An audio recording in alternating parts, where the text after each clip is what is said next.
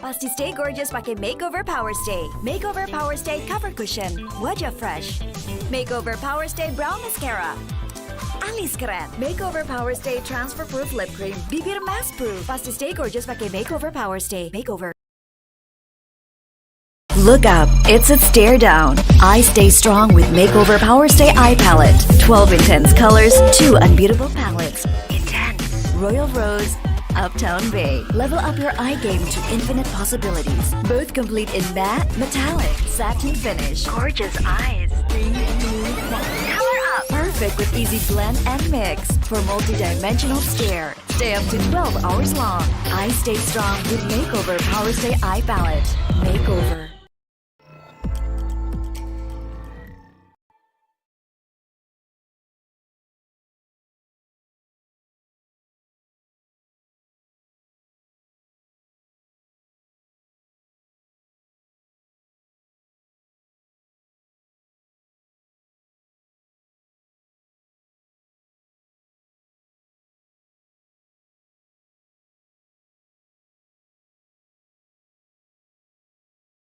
Start in 5 minutes.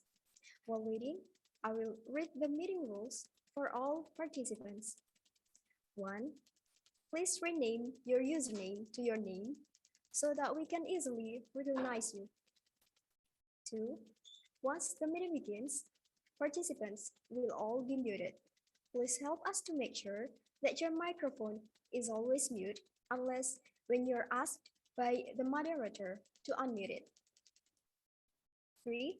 Participants are prohibited from abusing the Zoom feature, writing negative comments in the chat column, or taking actions that can cause problems during the webinar.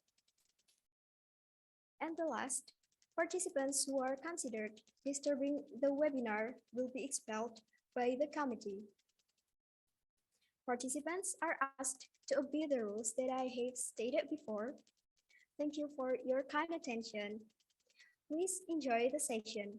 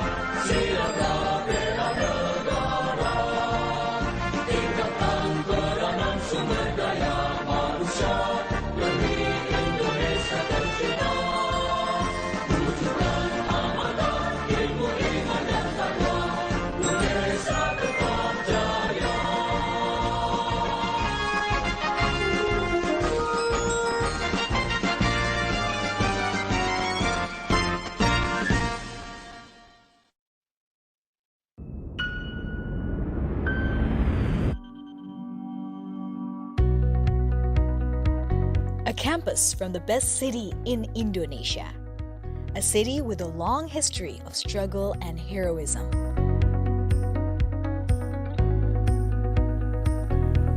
Welcome to Universitas Negeri Surabaya. Founded in 1964 as a teaching institute for education under the name IKIP Surabaya, to be an educational institution that carries the mandate as a university that produces educators, along with the development of educational needs and the vast globalization era.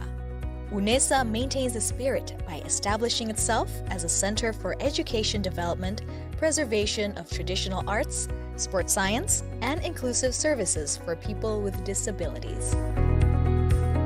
Growing to be a leading university, UNESA now manages 7 faculties, consisting of 73 undergraduate study programs and 23 postgraduate study programs. Faculty of Sports Sciences,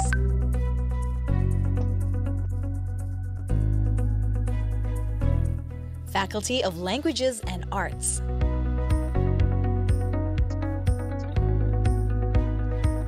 Faculty of Education Sciences,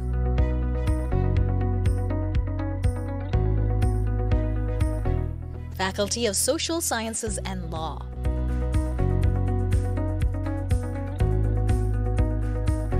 Faculty of Economics,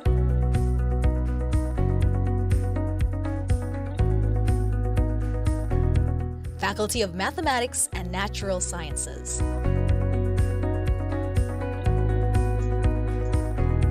Faculty of Engineering,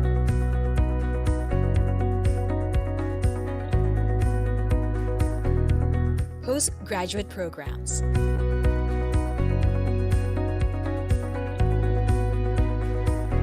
managing 2 fields of study, education-based and non-educational study programs.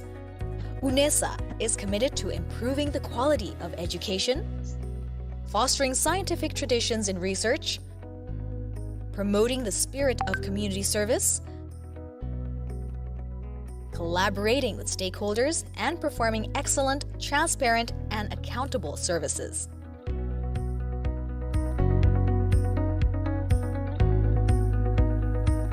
Assalamualaikum warahmatullahi wabarakatuh. Selamat datang di Universitas Negeri Surabaya. Di usia ke-56 tahun ini, kami dengan bangganya mengajak Anda untuk lebih dekat dan mengenal tentang UNESA. Kami terus berkomitmen tidak hanya menyelenggarakan pendidikan terbaik bagi tenaga pendidik profesional masa depan, juga sangat berfokus untuk menciptakan lulusan yang berkarakter, tangguh, kreatif, inovatif, dan mampu berkolaborasi pada siapapun, berbudaya yang humanis dengan spesifikasi yang unggul dalam hal seni, olahraga, dan pendidikan disabilitas yang komprehensif. Education is not only the key of our existence, but also the spirit of struggle of UNESA. Becoming one of the campuses that organize teacher professional education programs that produce professional educators, UNESA is committed to organizing various empowerment programs as a stimulus to develop faculty members and student, research development, and innovative products as the solutions to problems in the society.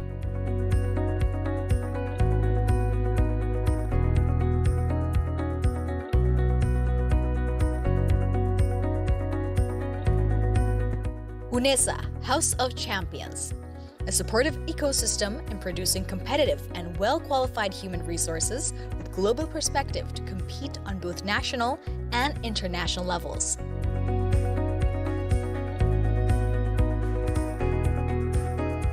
Collaboration is the key to progress in becoming a globally competitive campus. UNESA collaborates with a number of international institutions in the field of industry, government, and educational institutions.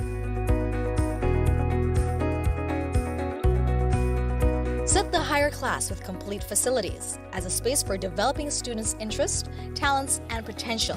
UNESA also continues to develop facilities and infrastructure to support academic and non-academic activities.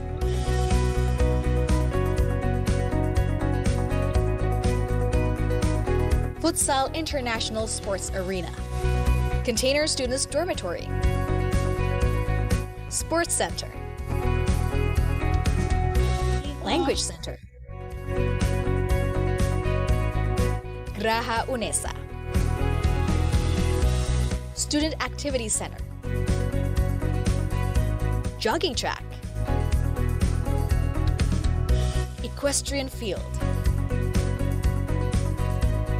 International Basketball Arena, Student Activity Units,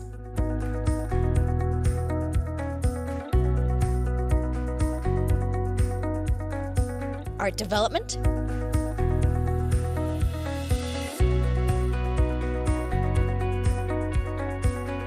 Character and Personality Building,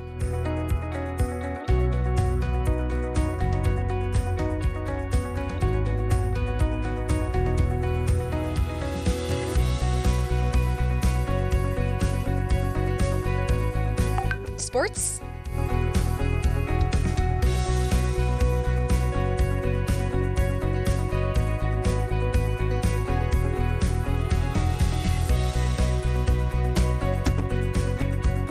Outdoor activities.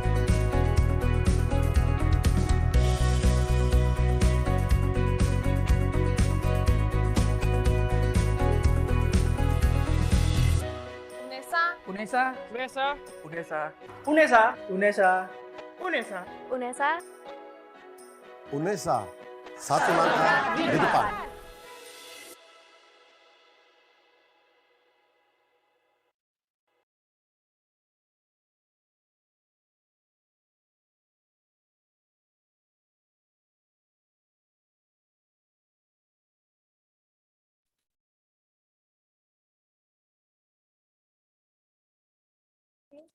Good afternoon, everyone. Assalamualaikum warahmatullahi wabarakatuh. Welcome to today's webinar, The Role of Education in the Society 5.0 Era. First of all, let me introduce myself. I am Fena Arzika Humaida. And I am Bella Sylvia Kusumawardana. It is my pleasure to be Master of Ceremony for today's webinar. I would like to extend a very warm welcome to all of you, and I really appreciate all of the attendees who are taking time to join with us. Even though during the pandemic, we still have to be productive.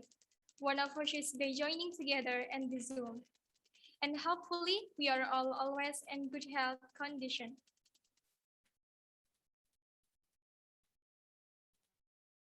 Welcome to Honorable Dr. Agus Haryanto MTes as the Vice Chancellor for Student Affairs of Universitas Negeri Surabaya. Honorable Dr. Muhammad Nur Salim MSc as the Dean of Faculty of Education Universitas Negeri Surabaya. And also for Mr.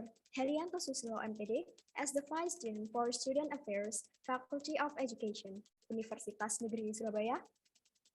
Honorable Dr. Irena Yolanita Maurin, SPD MSc, as the moderator of this webinar, the chairman of this event, and the secretary as well.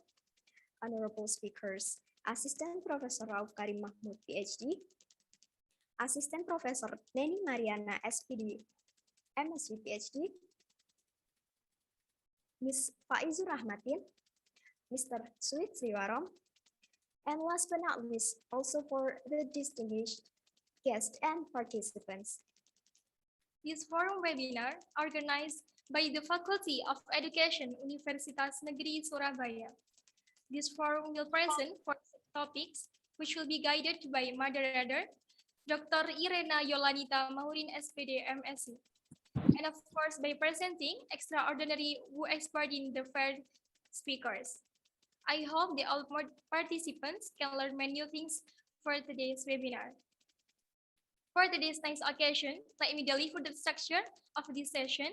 They are first, sing the song Indonesia Raya and Mars UNESA.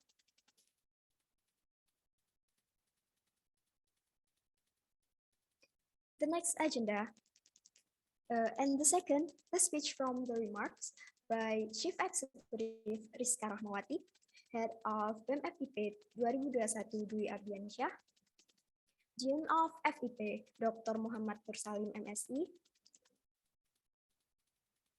And the third agenda is presentation of the material by the speakers with question and answer session. and the last is closing session and photo session. Okay, let's follow the first agenda. It's listening to Indonesia National Anthem, Indonesia Raya, who will be held by Kamit and followed by UNESA's anthem and profile.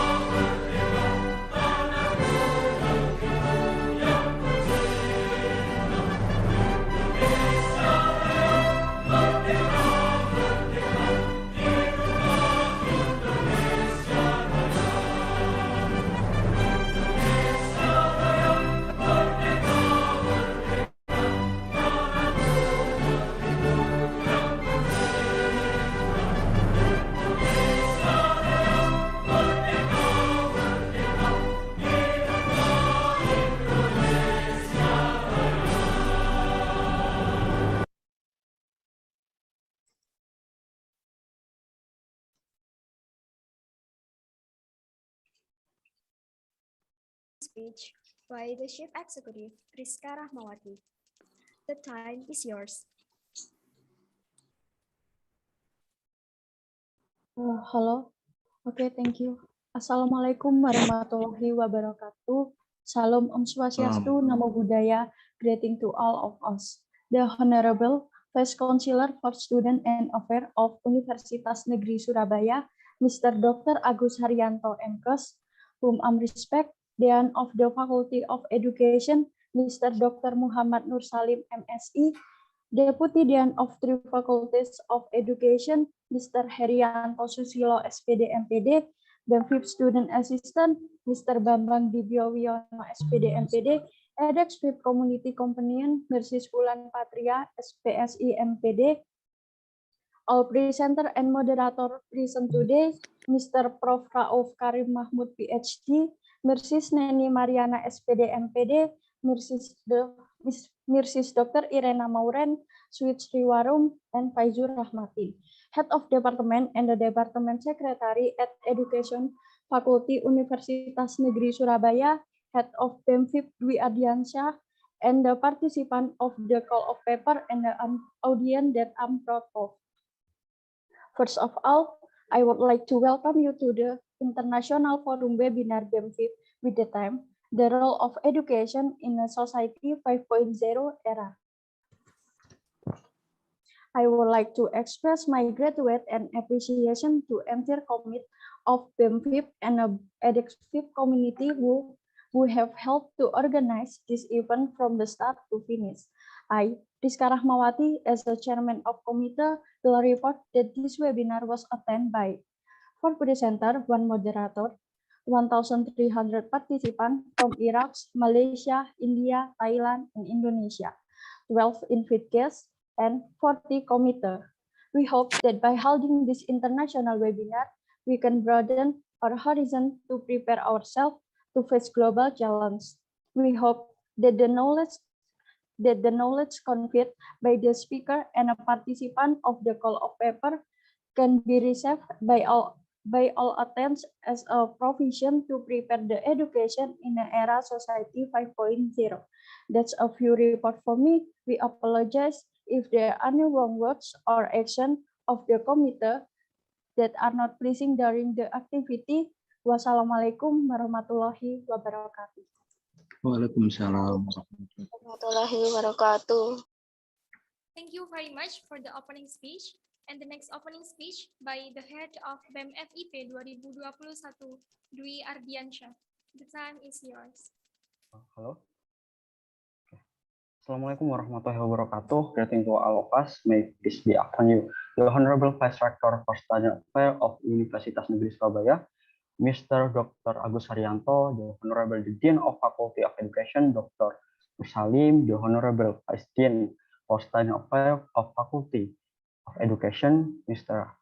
Herianto Susilo, and the whole family of UNESA Civitas Academica. Also, I welcome the speaker, Mr. Professor Rauf Karim Mahmud, as the Dean of College of English, University of Human Development Sulaimaniyah, Iraq, Ms. Neni Mariana, as lecturer of Universitas Negeri Surabaya, Mr. Sweet Sriwarom, student at the Faculty of Education, Konkan University, and Ms. Faizur Rahmatin, student at Universitas Negeri Surabaya. Ing ngarso sung tulodo ing madya mangun karso tuturi handayani means in front shall set an example, in the middle shall take initiative and be cooperative, and the back shall give support. A slogan that describes how this direction of educational practice in Indonesia is expected. It was proclaimed by the Father of National Education, Ki Hajar Dewantara. Currently, education is growing in various of state passion to fill the time with various orientation and goal.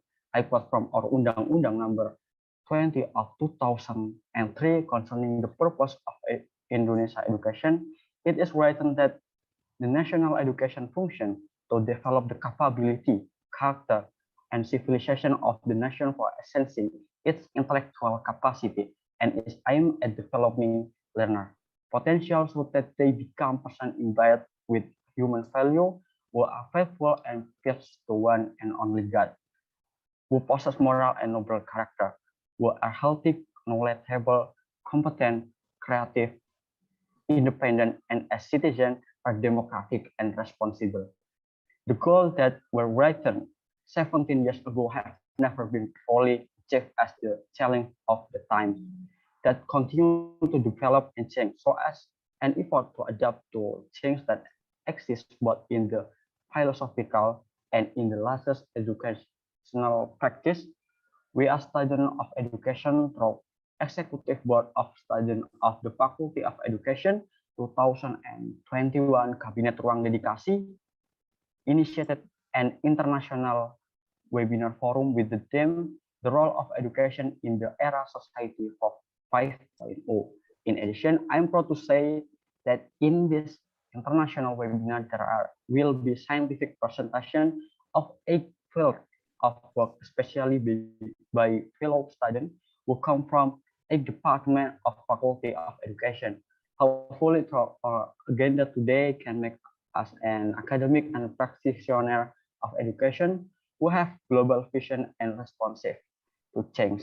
We hope participants can enjoy webinar. On behalf of the committee, please forgive us for our shortcomings in this event. May all of you stay safe and healthy. Wassalamualaikum warahmatullahi wabarakatuh. Salam.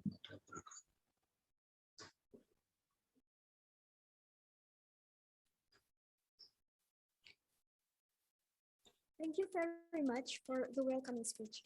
Next, we would like to invite the Dean of Faculty of Education, Dr. Muhammad Nur Salim, MSc, for the next speech. The time is yours. Assalamualaikum warahmatullahi wabarakatuh. Good afternoon, the Honorable Vice Rector of UNESA, Dr. Agus Haryanto MKes, and the Honorable Vice Dean and Head Department, and the Honorable Speaker, Prof. Rauf Karim Mahmud, PhD, Dean of College of English, University of Human Development, Sulaimaniyah, Iraq, Mrs. Nani Mariana, PhD, Lecturer of UNESA, Sweet Sriwaron, student at Faculty of Education, Konkan University, and Faizur Rahmatin, student at UNESA.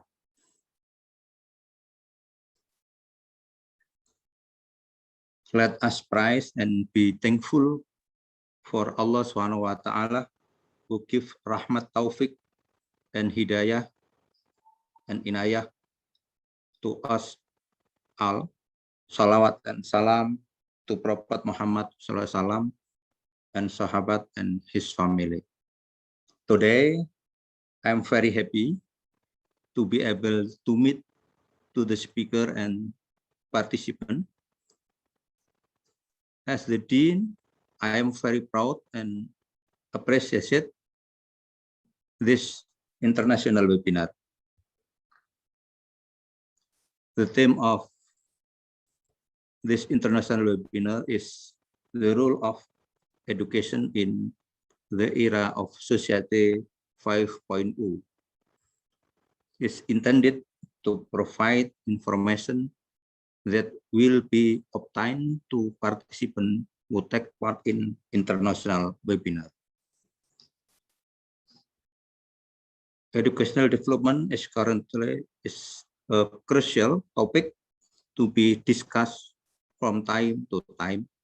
This issue always arises when people talk about matter from education. The development of learning is based on the development of science and technology that has proved change in almost aspect of human life, where various problems can only be solved by effort to mastery and improve science and technology. The concept of Society 5.0 is refinement of the previous concept.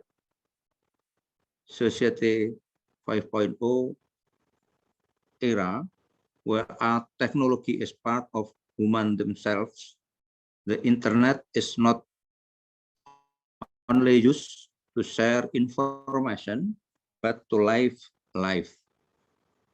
In the era in Society 5.0, the main component is human who are able to create new values contained in the technological development that can minimize the gap in human and the gap problem in the economy that will be faced in the future.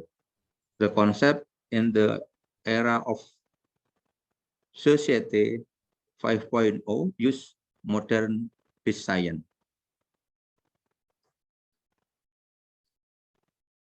Hopefully, the international webinar held by the BEM-FIP through practitioners and academic from other parts of the country that's expert in its field can make us all understand the model and character of education in the 5.0 society today, so that it can optimize the potential that exists in the field of education. All in all, once again, thanks for all speakers, committees, and participants. With this, I open today international webinar by saying lafaz Bismillahirrahmanirrahim. This activity is officially open. Hopefully, the objective of today's webinar could be achieved and can provide benefit from Faculty of Education, UNESA, and for all participants. Finally, congratulations on joining the international webinar and its series of supporting activities. Thank you for your attention and cooperation. Happy discussing. Wassalamualaikum warahmatullahi wabarakatuh.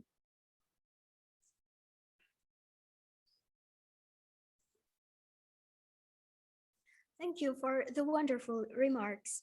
Before we get into the main agenda, I will lead the prayer. Hopefully that this event can run smoothly until the end. Let's pray together according to our religion. Pray, start.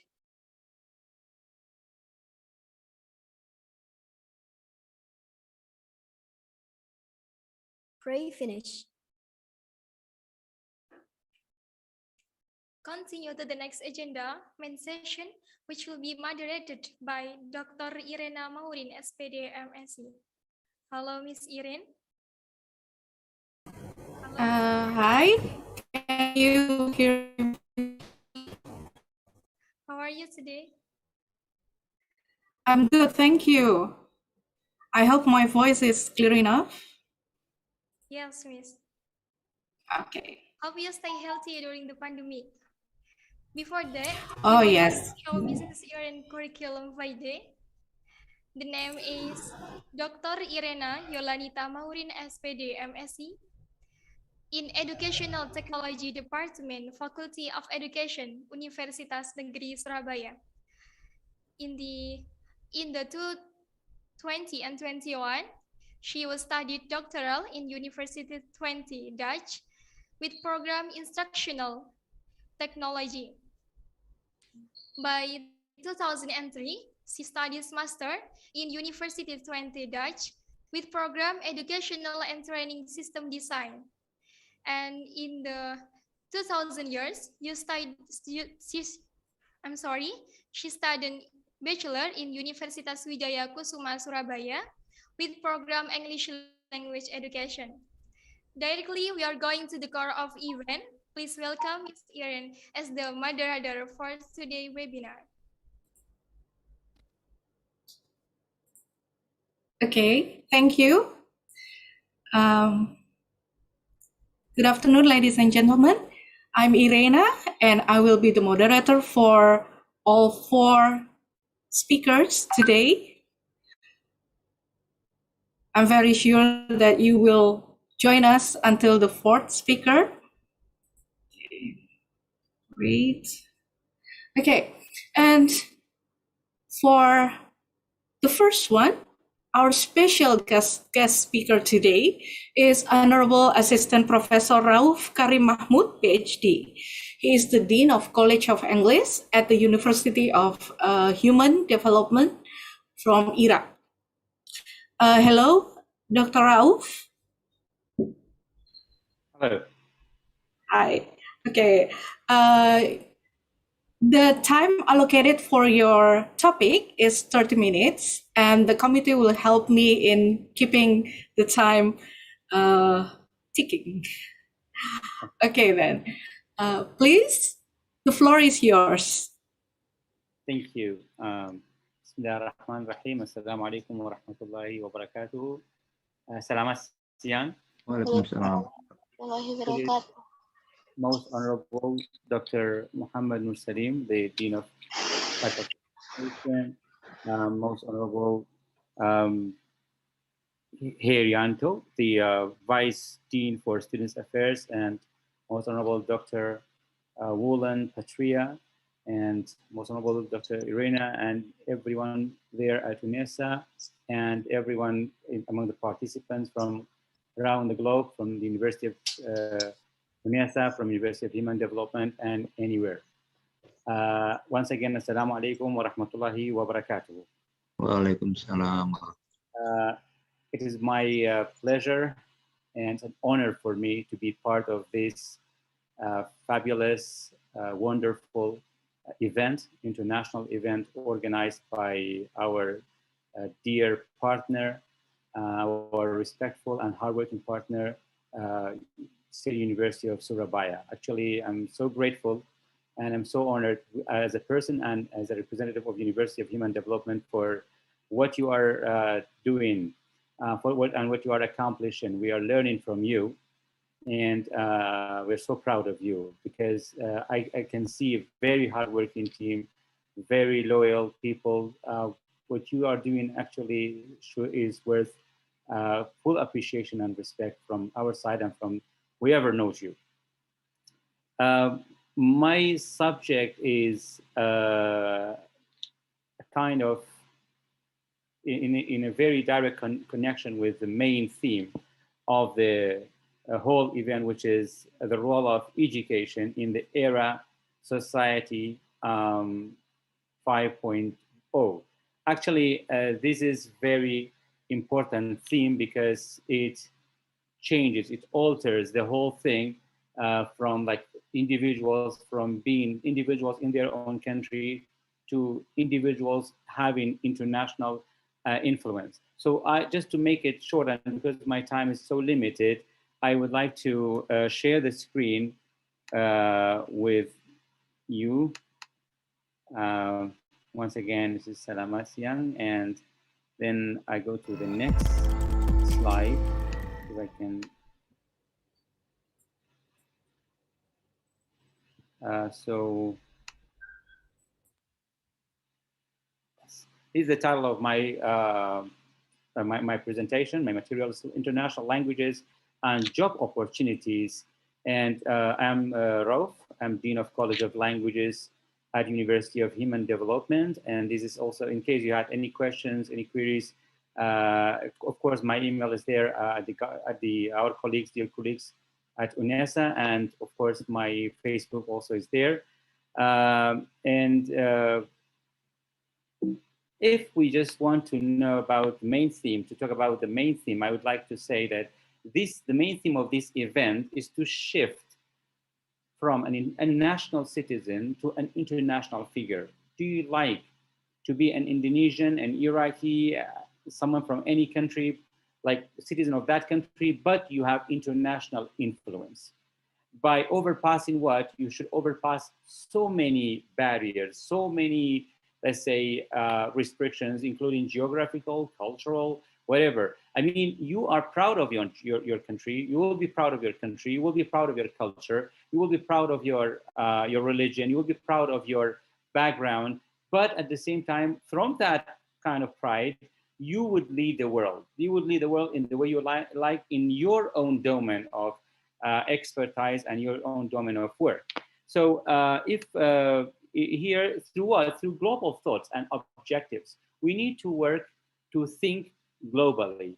As they say, you need to think globally and act locally. Now, there's a shift. You should think globally and act also globally with set objectives. You have to have a set of objectives that you need to pursue in order to accomplish. If we move to the next slide, let us just know about the difference between international and global. It is very important to know, what do you want to be? Actually, our aim now is the internationalization of our affairs, our activities, but it is connected to something called also global. Global is a term that is applicable when the entire world is at concern. For example, global warming. It's about the global warming. It affects everywhere. It affects, Indonesia, affects Iraq, affects, South Africa, affects the United States. It affects any country in the world. Global, for example, global pandemic, coronavirus. Now, it is a global issue that affects everyone, every country. So this is what we call global. But international is different. International is a term that is only applicable when two or more countries are at concern. So, for example, if we are now having or running. Recording in progress. We're now running a joint summer program with the State University of Surabaya, UNESA. I mean, between USD and UNESA. This is an international program. Why? Because it concerns two countries, 2 establishments in 2 countries.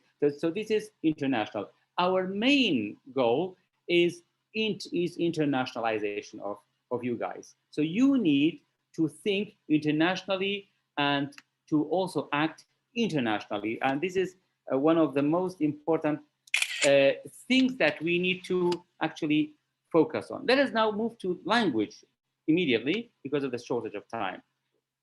What is an international language? The title is the role of international languages or international languages and job opportunities. What is an international language? An international language is a language which is either natural or artificial that is used for general communication among whom? Among whom? Among nations, the nations of the world. So let me just give you an example of an international language here. It is next to the right of the screen is Esperanto. Esperanto, Basic English are 2 international languages. There are so many international. There were actually so many international languages. Many of them died, and some are still alive, but they are very restricted nowadays. These are artificial international languages. Artificial means they are not natural. They are like fake languages, made languages. For example, Esperanto is made by Zamenhof. For what? For example, let us just assume, create a scenario. A student from Surabaya, a student from Kurdistan, a student from, for example, from South Africa. They all go to study at a university in for example, in Japan.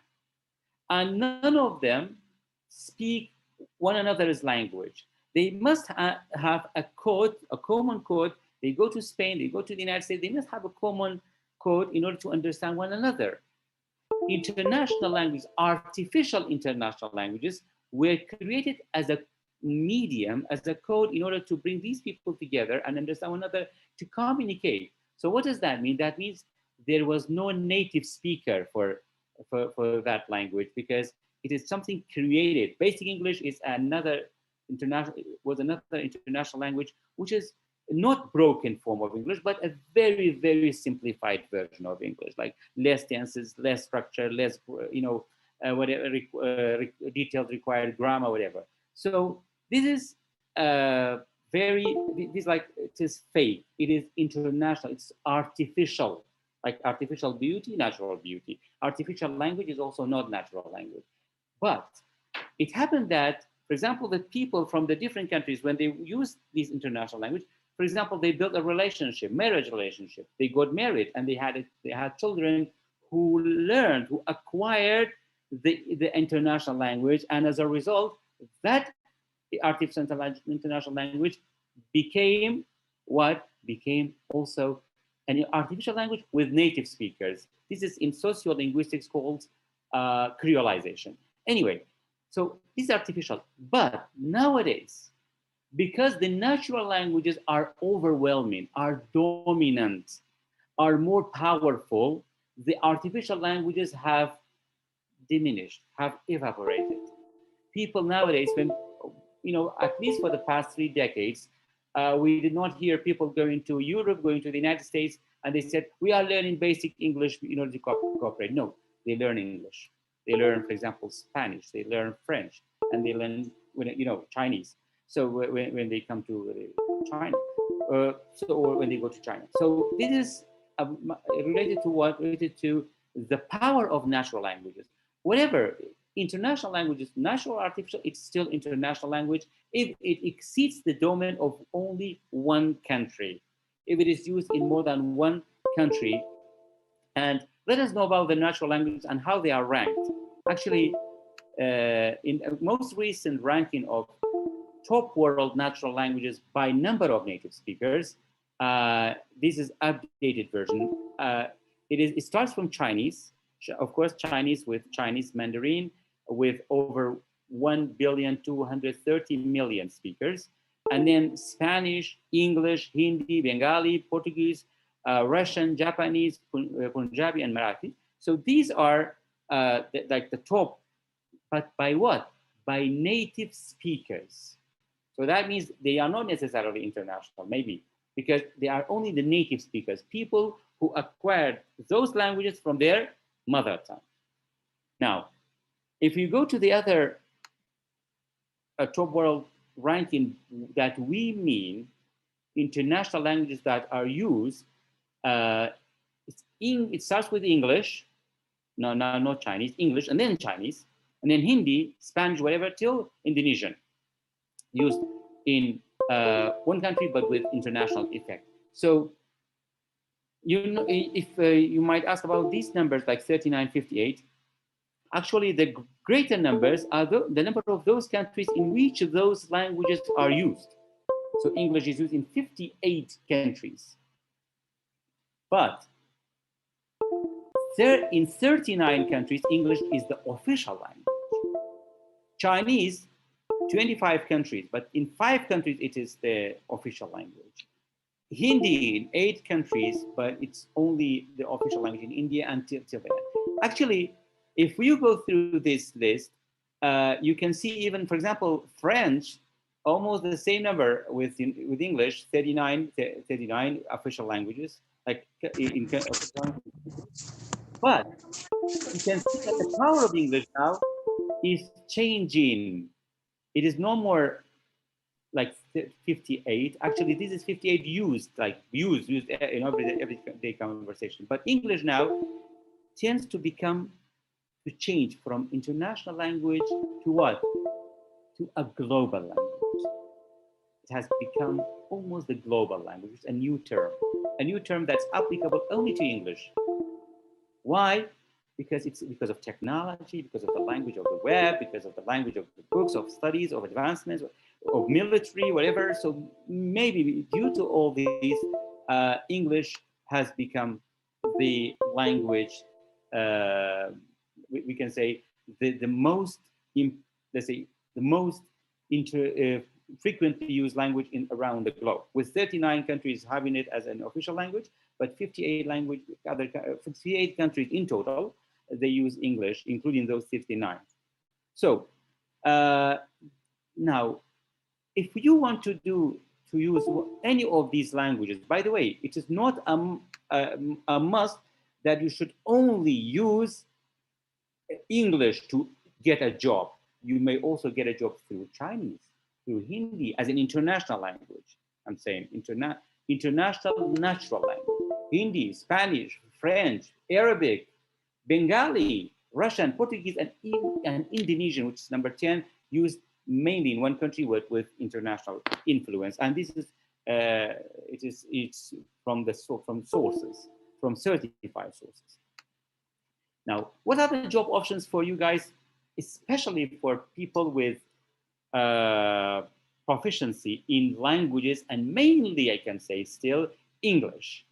What are the job opportunities? You have a very big list. This is not the only available, but these are like examples, typical examples. Like you can become an academic researcher, an interpreter, secondary school teacher, translator, editorial assistant, English as a foreign language teacher, lexicographer, magazine journalist, newspaper journalist, private tutor, publishing copy or editor, proofreader, web content manager, writer, and you can become a broadcast journalist. You can be a diplomatic service officer, which I like most, and I have a high diploma in diplomatic relations from Iraqi Ministry of Foreign Affairs. Education consultant, English as a foreign language teacher, a development worker or aid worker, marketing executive, private tutor, tour manager, academic librarian, archivist or activist, information officer, primary school teacher, public relations officer, social media manager. These are just examples, typical examples of people with high proficiency or level of proficiency in languages, mainly English. And so now, so you see the options, over 20 options. You need to work. And these are only options. You can find others. You can be creative. And what do I need now in order to set up that? What do I need to do? What do I need? You need to take into consideration 4 main concepts. Very important concepts. The first one, interpersonal skills. Interpersonal means from you to the outside. Intrapersonal, inside you, which is number 2. So now number 1, interpersonal skills. Your language, interpersonal skills means your language is your representative as an individual and a social group. For example, if you go, now when you speak in Indonesian or you speak in Kurdish, people know, but because of your language, if they have information about the language, they say, oh, this is Indonesian, this is Kurdish, this is Arabic, etc. So because of the language you use and because of the way you talk, they can know about you because of your language. Your language is like your passport. It represents you, not only you as the speaker of which language, but also your personality. But why? Through what? Through verbal communication, what you say, the words. Through non-verbal communication, your body language, how you use your body language. And the body language, in most studies, they say it may occupy 93% of the whole entire communication process.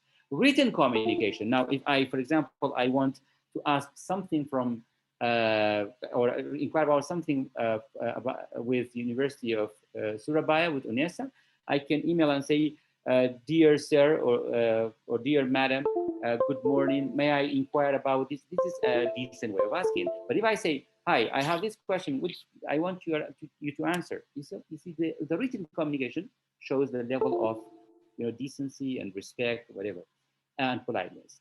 Listening skills, how you listen, the teamwork, spirit of team, empathy and your sympathy from you to the others, your dependability on the others, like your team, your negotiation power, your problem solving power or capacities, your decision making, how you make a decision at a very limited time for a very serious situation, your assertiveness, you assert on something, and your attitude, which is very, very, very important. These are like some of the principles that make interpersonal skills powerful or weak based on their level in any person. Interpersonal skills are all about self-awareness and controlling your own internal attitudes and inner processes inside you, like analytical thinking. Why this happened? Why can't I get that? Why can't I get whatever?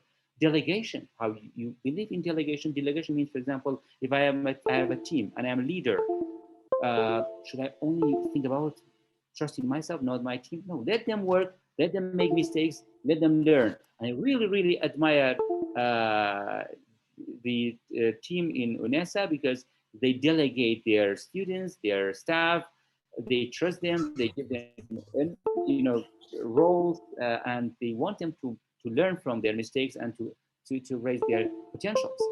Productivity, resilience, your resilience means when you face a tough situation, you rise again. Resourcefulness and strategic thinking, and also, of course, you should have a vision which is something like a dream, but that inspires you all the time to reach it. So, for example, our university dreams to be, or our university's vision is to become the top university in the Middle East.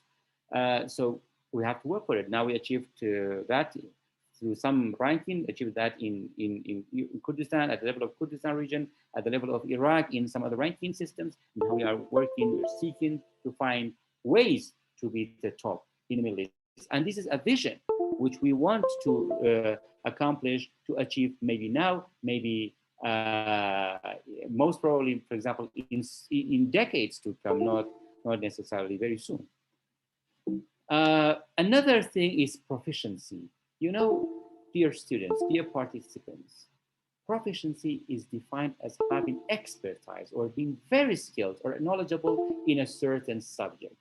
I encourage you, please before you graduate, make sure you have proficiency in several subjects, mainly the following three, at least the following three. Language proficiency, no monolingual. Monolingual means what? For example, a student from UHD who speaks only Kurdish will have very limited job opportunities. But you should speak at least 2 and plus languages, 2 and more languages, 2, 3, 2 languages bilingual, 3 languages trilingual, more than 3 will be multilingual. And it's possible. So please try the same for students in UNESA. You need to speak Indonesian, for example, Chinese, English, French, and then Russian. Have more opportunities to get jobs. And so no monolingual. With an international outreach, no monolingual. Computer skills, you need to have computer skills like typing speed, for example, with 10-finger system, never 1 finger or 2 fingers. You'll have to learn using 10 fingers. You have to learn only to look at the, I do that actually, and I practice that a lot even now because I worked as data entry at the international NGOs. So I have learned to type just only looking at the document type here, and I make very few mistakes. And the computer helps in auto-correcting your mistakes, especially if they are spelling. Managerial skills, please, please try to learn managerial skills. Managerial skills are very, very important, like how you meet deadlines, how you motivate your team, how you plan for yourself, for the others, how you are accurate. And we're here to be slow but certain. For example, go somewhere, be slow but certain. Don't make accidents. In management, it's very important to be fast but certain. There's a situation you need to have, decision-making power. You need to decide. It should be fast to decide within seconds, but certain. You make sure that the decision is not in a haste, is not the wrong decision. Now, the fourth one is my main theme, my main point that I want to push you to think about, which is, possibilities of getting a job at the international level are 4. Public sector, you get employed by a government. For example, in your local government, your own country, in Indonesia, in Kurdistan region, in Iraq, anywhere, you get a job and you get employed. Now, this, at least for our country, it has become very, very, very low. Now, the employability by the government, by the public sector, by the state is very low. Maybe it may not reach 1,000 people in a year. So now this option is a very big one. What about the second, private sector? You work for a company, you work for a private university, someone in the private sector, companies, NGOs, local NGOs, international NGOs. So this is like a private sector. And then freelancer, you work for yourself. For example, at home, you translate, I read in sources that for example, in some companies in the UK, instead of employing a secretary from the UK who should be paid £2,000, for example, a month, they employ a secretary from India who can organize their stuff for less than $500 or pounds a month. So this is cheaper labor, but and it's good for the Indian secretary and it's good for the company in the UK. So you see, there are always opportunities, but the most important thing is entrepreneurship, to become an entrepreneur. Entrepreneurship is the ability and readiness to develop, organize, and run a business enterprise, along with any of its uncertainties in order to make a profit. And the most prominent example of entrepreneurship is the starting of a new business or the starting of new businesses. Actually, this is, I would like to encourage everyone here, please try your best, do your best to do this. For example, if you are a graduate from UNESA, you graduate from USD, every 4, 5, 10 students of you group with different, maybe backgrounds, different expertise, different departments, you come together and you build your own small business, small scale business, which may be, as I said, international. Now, amid the pandemic, you can find lots of opportunities to work in projects that have international outreach. You see, how to take care of certain, for example, groups of people, certain societies, whatever. So there are options, always there are options. You can have a plan, but you don't have money, you can go and approach and reach tens of investors who have money, but they don't know in which sector they should spend their money. You make a deal with, sign a deal with them, you for a, maybe 50-50, and then you will see that you will be having your own business. And time by time, or, how can these people, how did the rich people,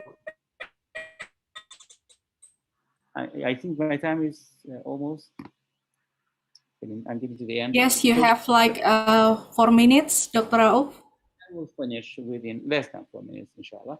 So that's my main point.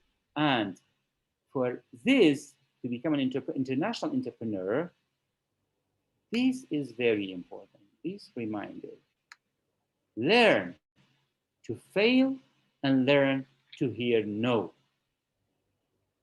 If you don't learn to fail, you will fail to learn. Is a motto. You have to fail in order to learn from your mistakes. Maybe it's not your mistake. Maybe it's because you need to get the confidence of some investor. Maybe you are too ambitious. You want just to fly into the sky, and this might be impossible. You can start with a small scale business, and then you can enlarge it. It could be an application, you see, and learn to hear no. And you all may all know about the story of Jack Ma, the Chinese most, wealthiest, the Chinese wealthiest or richest person. He was rejected 23 times at a KFC branch in China to get employed. And he was rejected several times to enter Harvard as a student. Now at Harvard, they study his business, enterprise.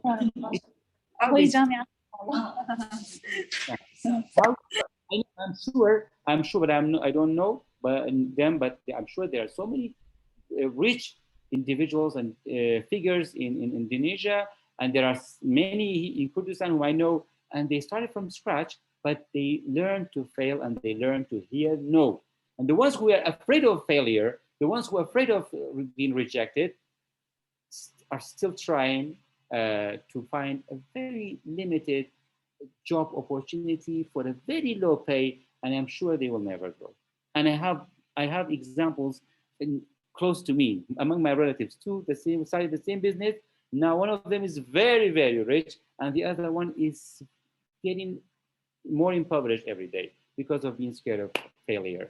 And my last is Selamat Tinggal, and I thank you all for your time.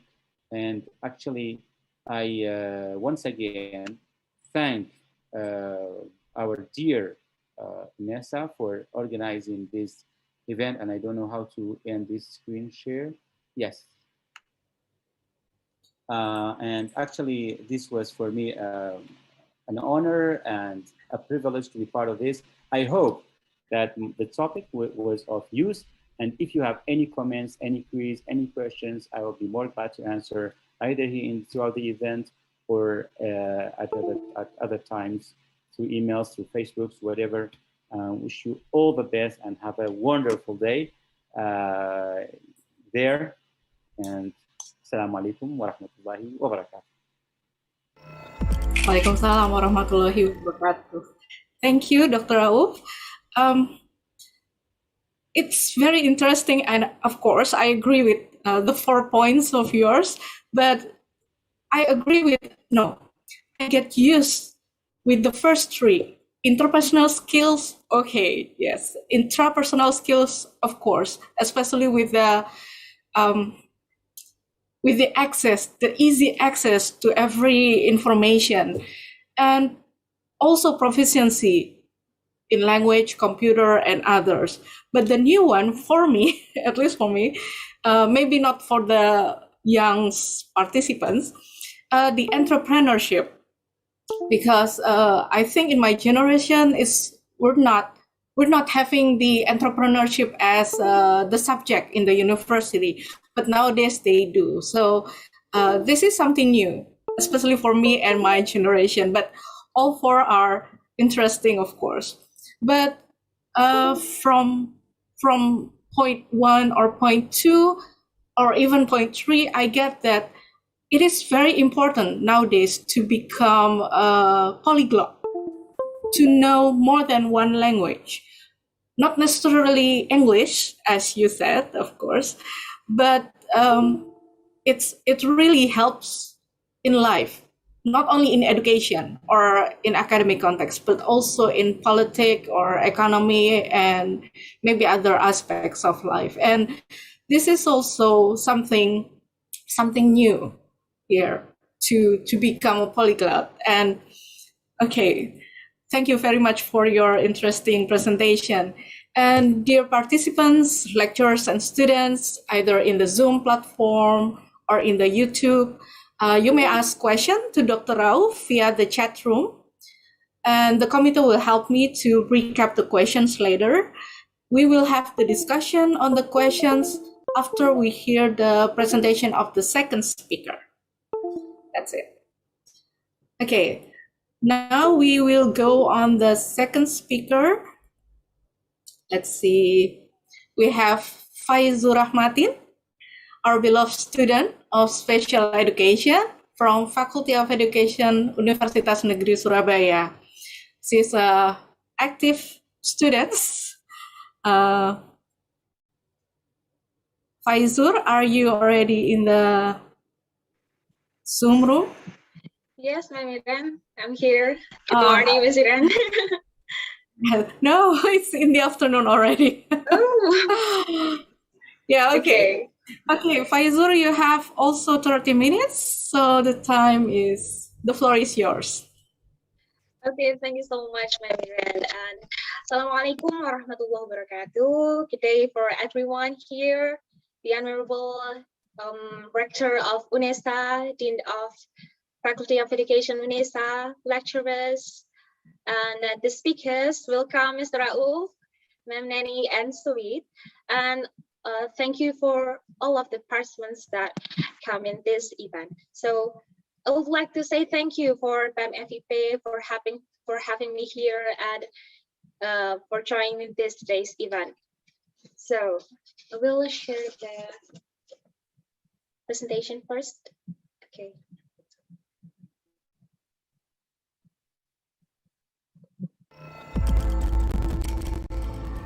Okay. Can you imagine if in this pandemic, internet is not available yet? That's my first sentence for opening this presentation. And I will talk a lot about Society 5.0 and how to face the campus or university's challenges and the opportunities in Society 5.0 era. So first thing first, I will introduce myself. My name is Faizur Rahmatin. I'm from Special Education Program, Faculty of Education, Universitas Negeri Surabaya. Okay, and the next one is people's happiness comes first. This is the important things and how the Society 5.0 works. Next one is the mind map. The first one is, what is the Industrial Revolution and Society 5.0 means? And the second, why we should move to the Society 5.0 era? And the third, what kind of challenges and opportunities in Society 5.0 vacuum and how to face it? And the fourth, things that we can get from the Society 5.0. Okay, what is the Industrial Revolution and society means? So, Industrial Revolution and society is a different thing. That Industrial Revolution begins when human needs to know about something, learn something new, and to do something because we need more faster and efficient technology, and we can know it as the changes. And for the society starts when there is the communication from a human to the other humans. So society starts when there is the first human in the world meet the other humans too. Okay. What is the Industrial Revolution and society means? I will show you the Industrial Revolution and society difference that we have here: Industry 1.0, Industry 2.0, or Society 1.0 and Society 2.0. There are have different things that in Industry 1.0, mechanization, water power, and steam power is already there, but in Society 1.0, it's still hunter and gatherer society. So the Industry 1.0, I will tell a little about the Industrial Revolution before I talk about the society. So Industrial Revolution 1.0, it started when we are in the Society 3.0, in industrial society. So we will talk about the society first. The society starts in Society 1.0 in a hunter-gatherer society. And Society 2.0 starts in agrarian society. Society 3.0 industrial society. Society 4.0 an information society. And the last is Society 5.0 super smart society. I think a few country or a few participants that comes in another country already know if we are in or we are going through to the Society 5.0. Why we should move to the Society 5.0 era? And the concept is Society 5.0 is a human-centered society that balances economic and technological advancement to solve society's problems with super smart artificial intelligence data system. It represents a new vision for a smarter society where humans, nature, and technology create a sustainable balance in transfer data. And Society 5.0 will help to overcome chronic social challenges such as changed population, social polarization, depopulation, and the constraints related to energy and the environment. So next one. Okay. This is a baby tooth. Change is often uncomfortable. I know you all guys have teeth. So I add this picture that we already going through this phase that we growing our first teeth is all in the pain. We got fever when we got one of our teeth, and it feels so uncomfortable. I know it is so uncomfortable. So when we change the society from the first society, Society 1.0, until now, the Society 5.0, it's like in every single development, it feels so uncomfortable, but it's okay. That's okay. That's okay at all. Okay, and the next one is, as long as we're walking uphill, there will be challenges. So we often think that we'll reach a point in our life to where we don't have any challenges, but in every single stage of our life, like growing our own feet, we're going to school, there is a challenges. We will be challenged by both the things that we expect or the things we don't expect. As long as we are walking uphill, there will be challenges. So we will talk about the challenges if we face the Society 5.0. The first challenges is the motivation. This one is so challenging because we know in zillennial generation or a millennial generation or all of the generation, have going through with it. The motivation is the condition of being without motivation, and that's so challenging when we have to face the change, like when we want to change from society 4.0 to 5.0.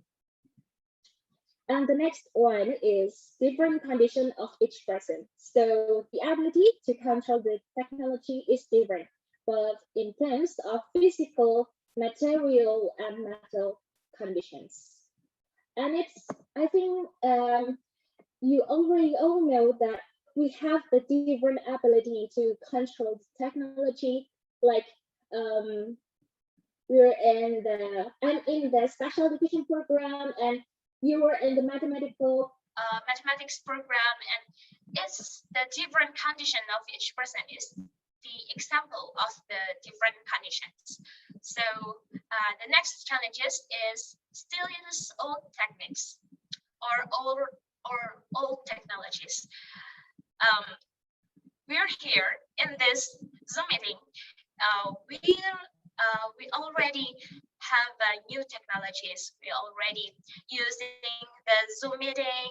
We already share our presentation.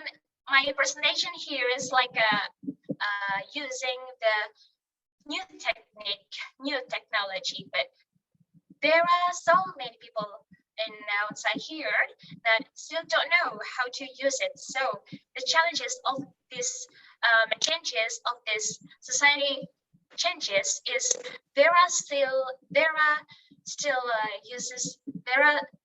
person or people still using the old techniques.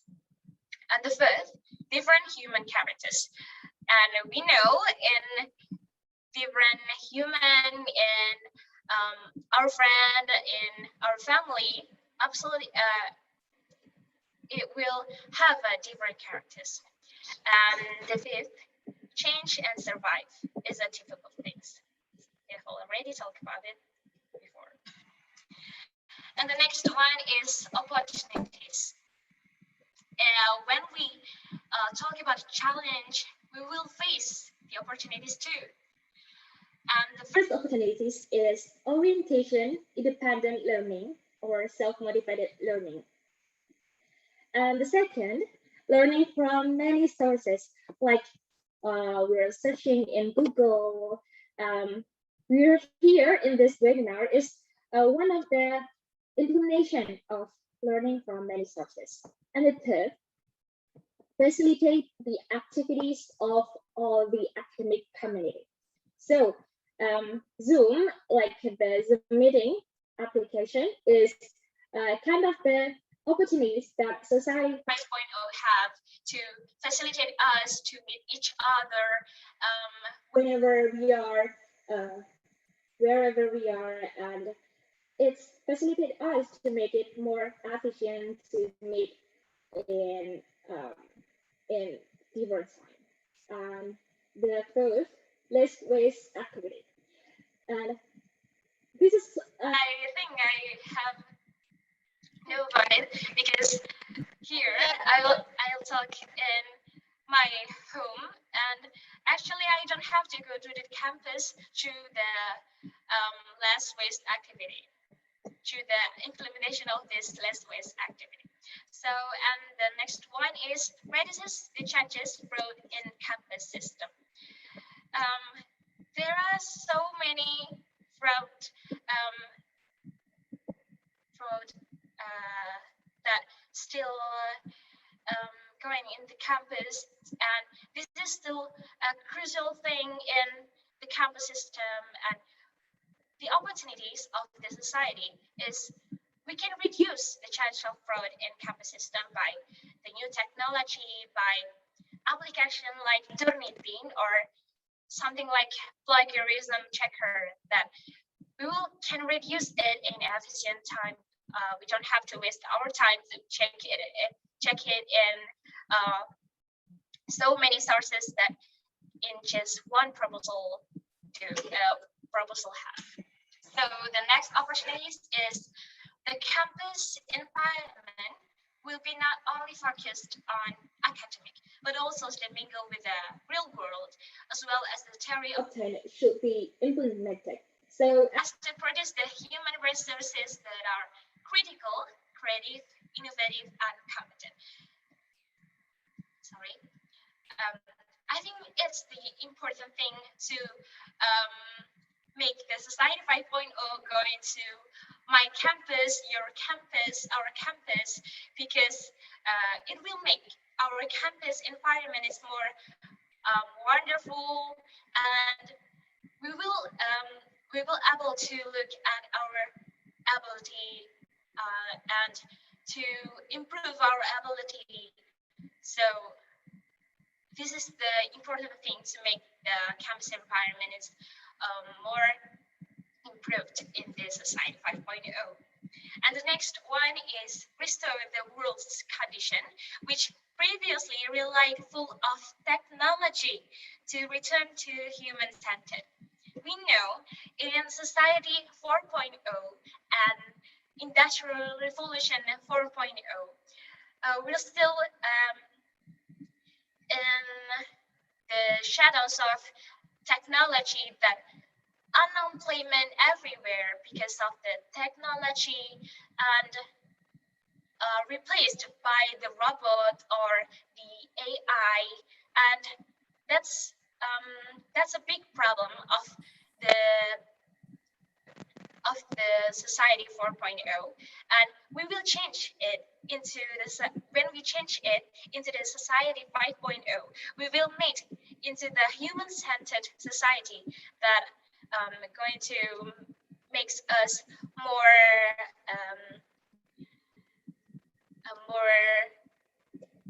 can live with the technology. So it will make the opportunity somewhere.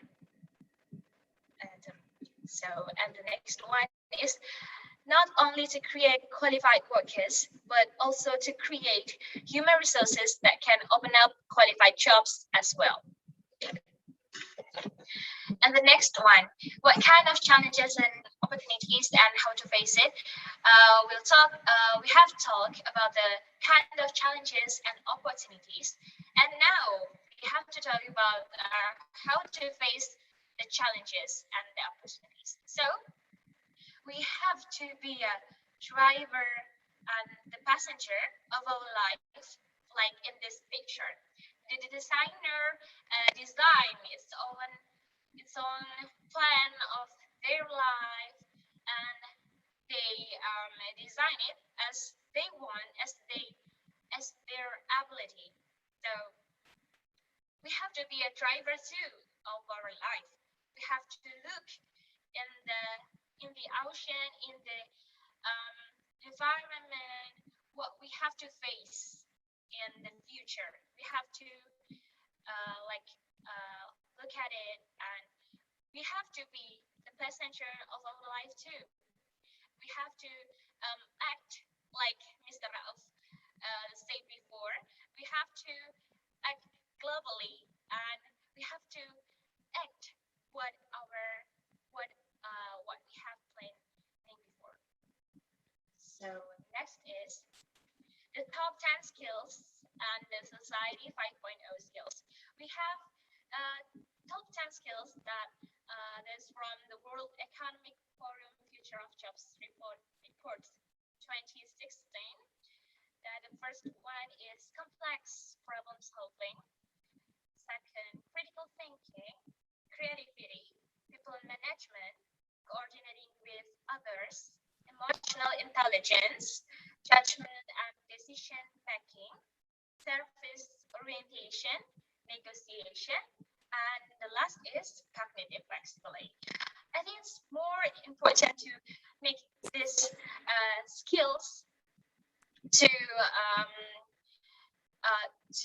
make these skills to ourselves. Like we have to do the creativity program. Like we have to innovate things that we love, and we have to flexible to all of these changes.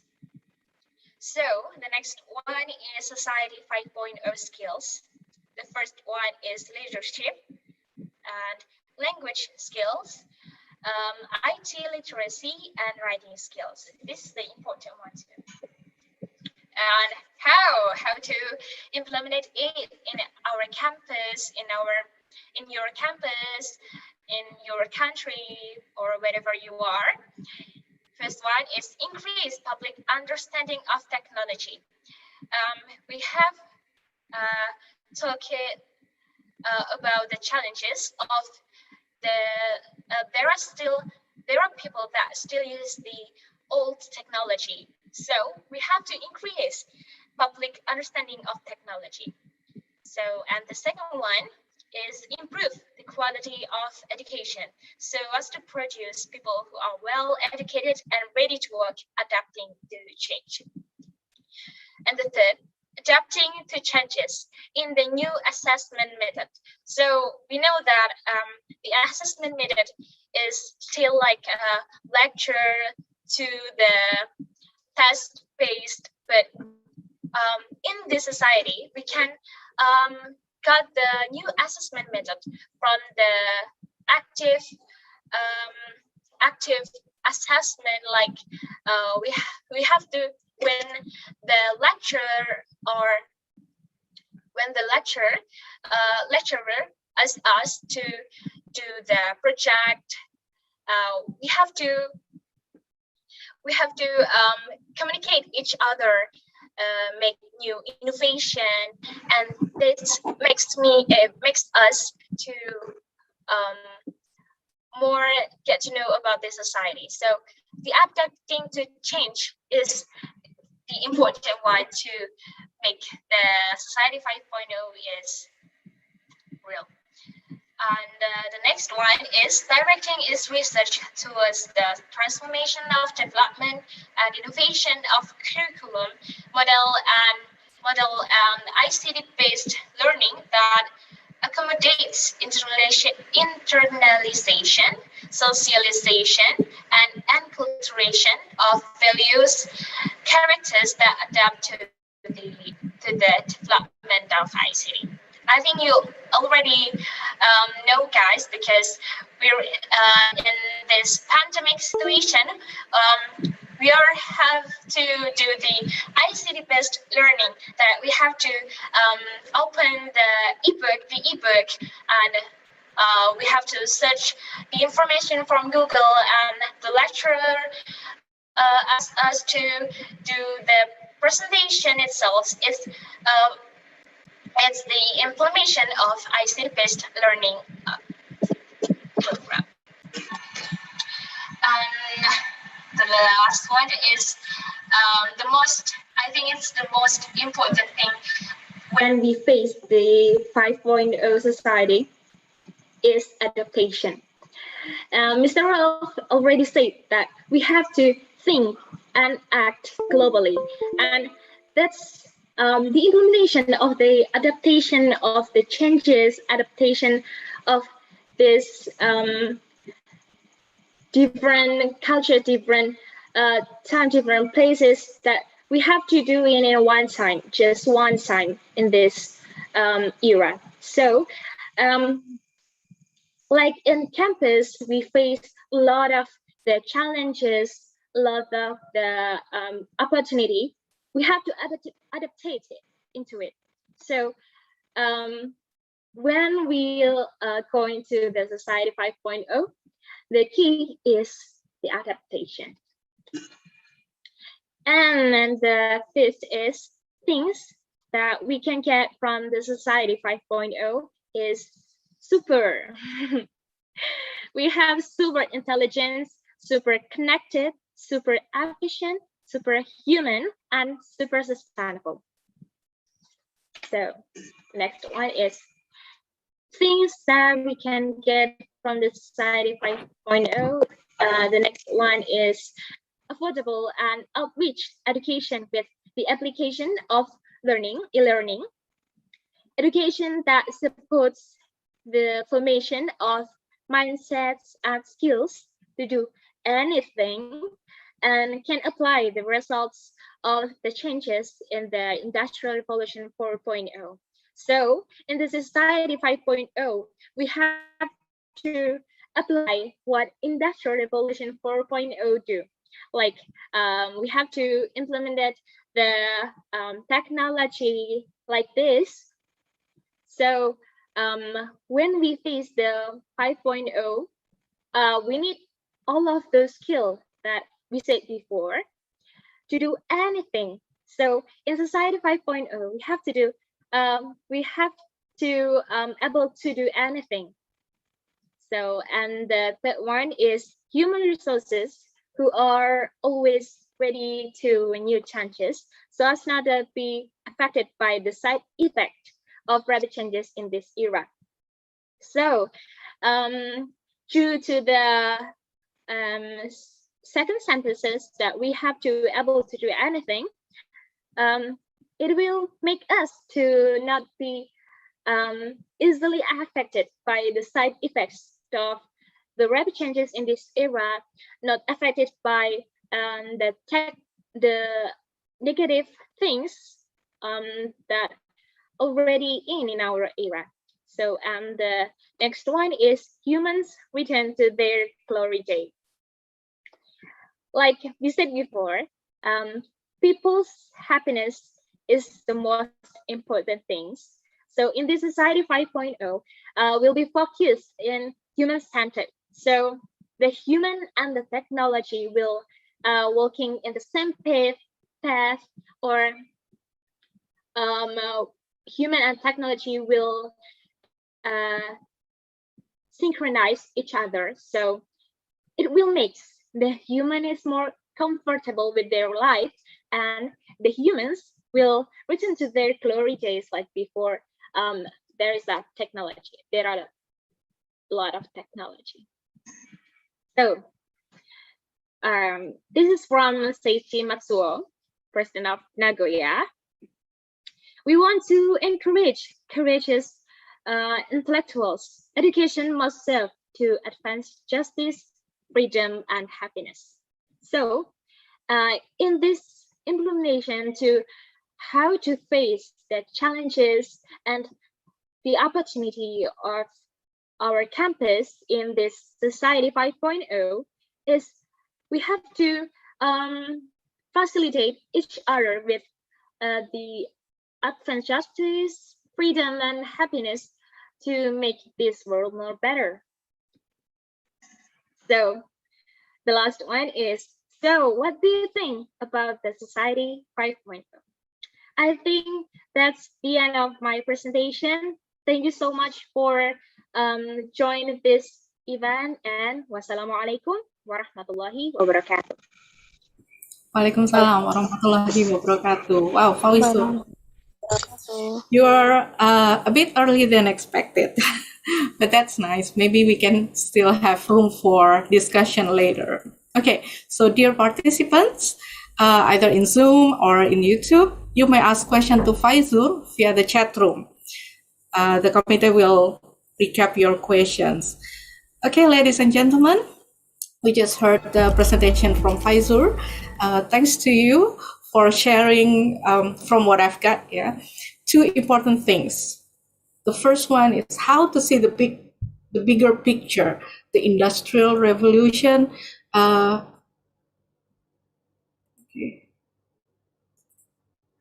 Oh, sorry, there's something wrong with my video. Okay, so Faizur, again, thank you for sharing. No, I cannot. I keep failing. Thank you for sharing. The first one is how to see the bigger picture, how the Industrial Revolution could influence the society that we live in right now. So either we're ready or not, we gotta face the challenge to move forward, to be able to compete with others. And the second one is how to see the obstacles as challenges and opportunities instead of, oh my God, this is hard, so let's quit or let's just stay the same and survive. No, you encourage us to see it as a challenge. So we have to adapt to be able to move forward. And yeah, I couldn't be more agree than that. Recording So stopped. thank you, Faizul. Okay, now we will go to the question and answer session, our discussion. And let me see whether there's a question from the participants. Oh, yes, of course. And we have like the first question for Dr. Rauf.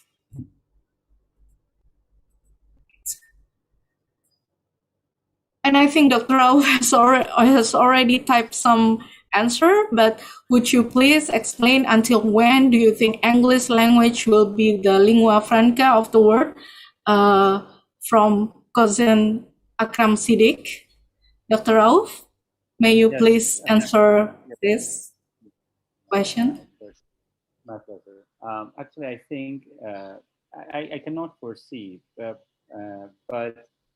through my readings about English and for the past like over 25 years, I think English is a very robust, well-established language with all dimensions. You know, it's not only the language of technology, it's not the language of art, it's not the language of military, it's the language of everything, almost. I mean, in the world. So if you don't run short of communication skills, if your English proficiency is very high. So I think it takes a lot of time in order to make it the second language in the world. And I think that might happen if in case of a very severe global financial or military recession, in which there will be a change of or a shift of power from one pole to the other pole. So in case, for example, if I can be very plain and frank, for example, in case of China as becoming the top world, dominant country in all these dimensions that I have mentioned and many others, like maybe over 30, 35 sectors and only then I can say that English will be the second and China's will become the first, or maybe Russian or French, whatever. So just a case in point is to just make a very short comparison between French and English. Both are official in 39 countries, but we can see the power of English compared to French. Though French is huge and impressive, but still it is not as powerful as Recording English. in progress. Just the last question. Yes, that's my answer to the question. Yes. Back to you. Thank you, Dr. Rauf. I hope it could answer your question, cousin Akram. Yes, we're going to the second question from Sandrina about the Esperanto language that you have mentioned before. She would like to ask your opinion. Is there a chance that this Esperanto language applied, in example, to any other sector, either private or non-private? Yeah, I think Esperanto is still a workable language. As I wrote, it is used still by over 100,000 people in the world, mostly in South America, in Europe, and in East. So actually, it's still used, and they have an association called the Universal Esperanto Association. They work hard and they want to enliven it. They want to maintain the language, to enrich it. So I think it is still a valid language, but sometimes you don't know about these validities until you live with them. When I never expected Spanish, for example, to be such a very widely used language until when I went to the United States, and when I was in the South states, like in Arizona, in Nevada, I got really thrilled when I saw people talking in Spanish more than English. So Esperanto is the same. When you go to certain communities and you find them speaking Esperanto, children speaking Esperanto, only then you know that there is room for enterprise, there is room for working, at least in the private sector. But I think we have why do you go to Esperanto with 100,000 speakers and you leave English, for example, with over 1.5 billion speakers in the world. So I think the other option is more workable and more profitable.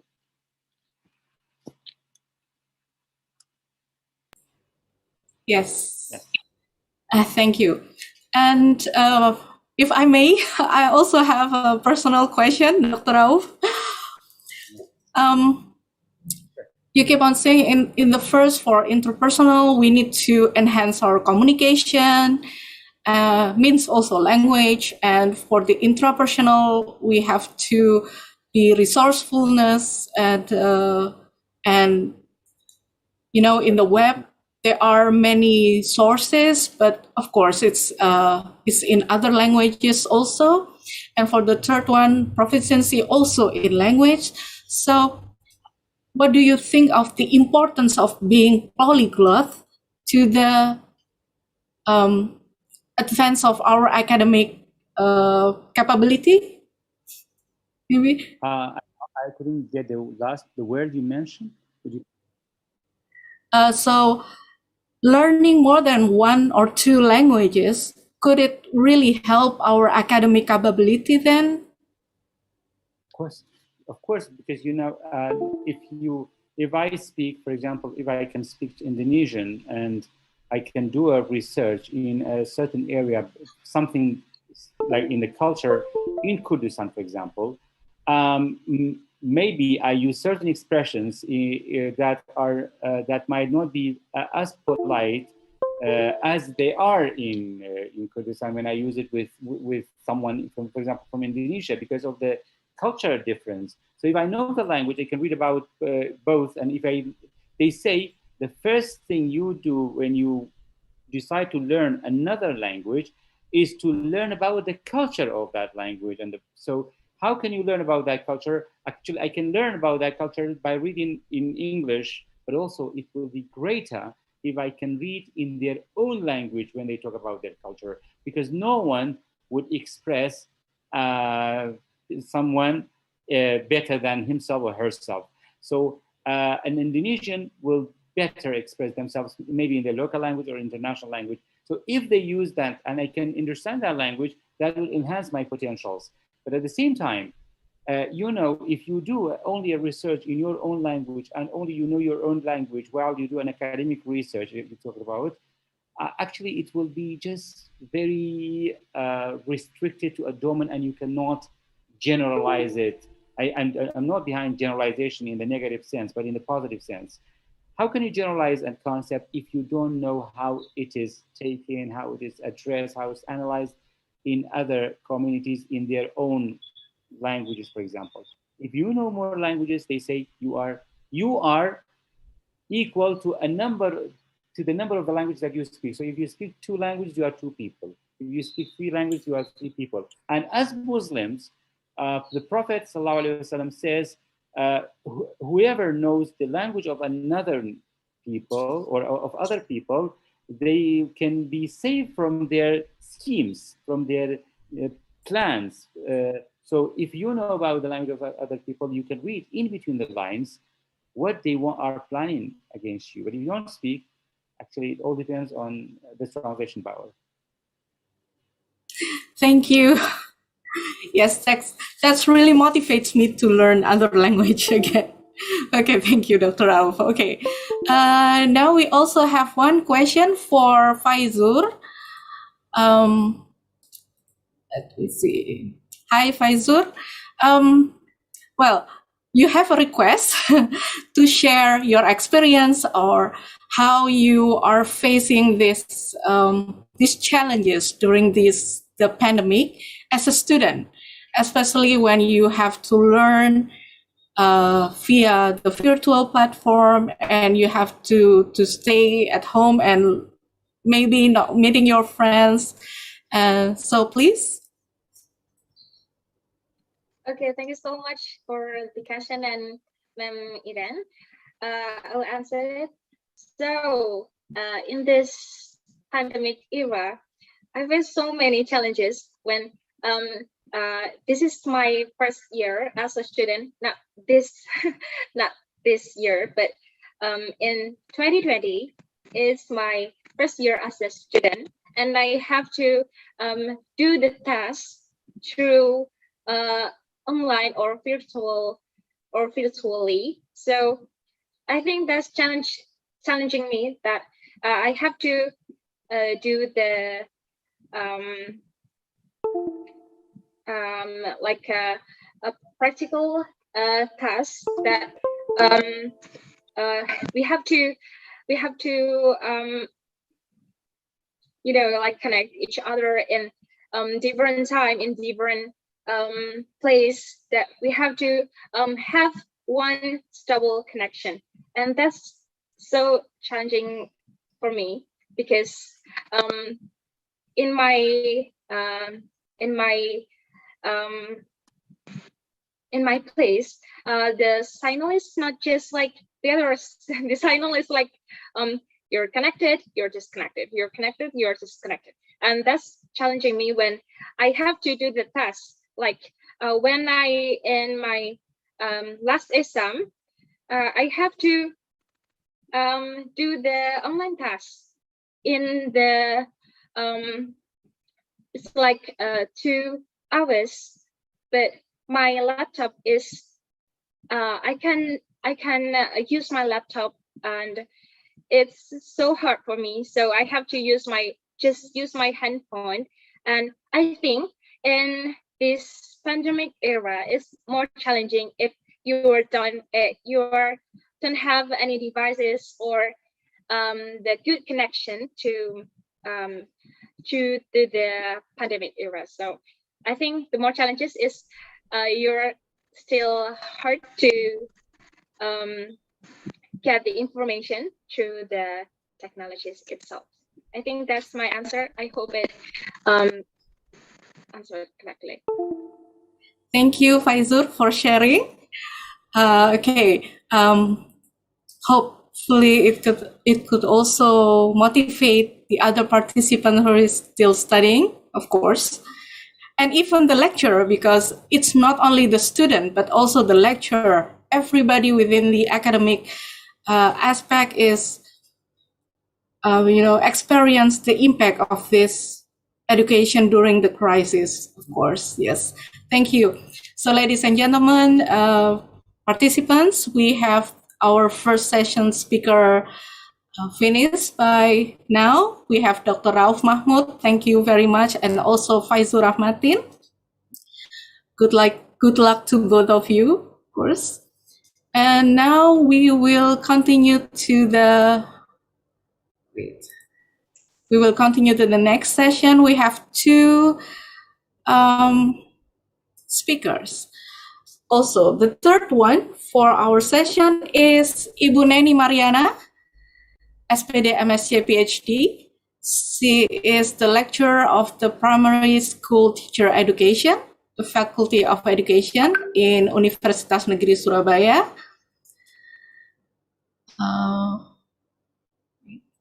Bu Neni, are you already here? Let me find Bu Neni. Yes, Bu Iren. Yes, I will. Oh yeah, there you are. Wait, I will make your video spotlight for everyone. Okay. So, Bu Neni, we don't have the CV for your PhD. Oh yes, it's from Utrecht University, because your master is from Utrecht University, right? If I'm not mistaken. Bu Neni? Yes, right. Okay, Bu Neni, you will. Okay, from the committee, Dr. Rauf, maybe you have other agenda today, so of course you are. You can still join us, or you may maybe leave. It's up to you. Thank you very much for today. Stay healthy. Yes, Assalamualaikum warahmatullahi wabarakatuh, Dr. Rauf. Yeah. Now we're back to Ibu Neni. Bu Neni, you have 30 minutes and the floor is yours. Okay, thank you, Ibu Irena. Bismillahirrahmanirrahim. Assalamualaikum warahmatullahi wabarakatuh. Good afternoon, everybody. It's such an honor for join this conference and be one of the keynote speakers. So the committee called me and asked me to do a presentation about students' mindset and resilience in facing higher education internationalization in Society 5.0. So let me share my screen first.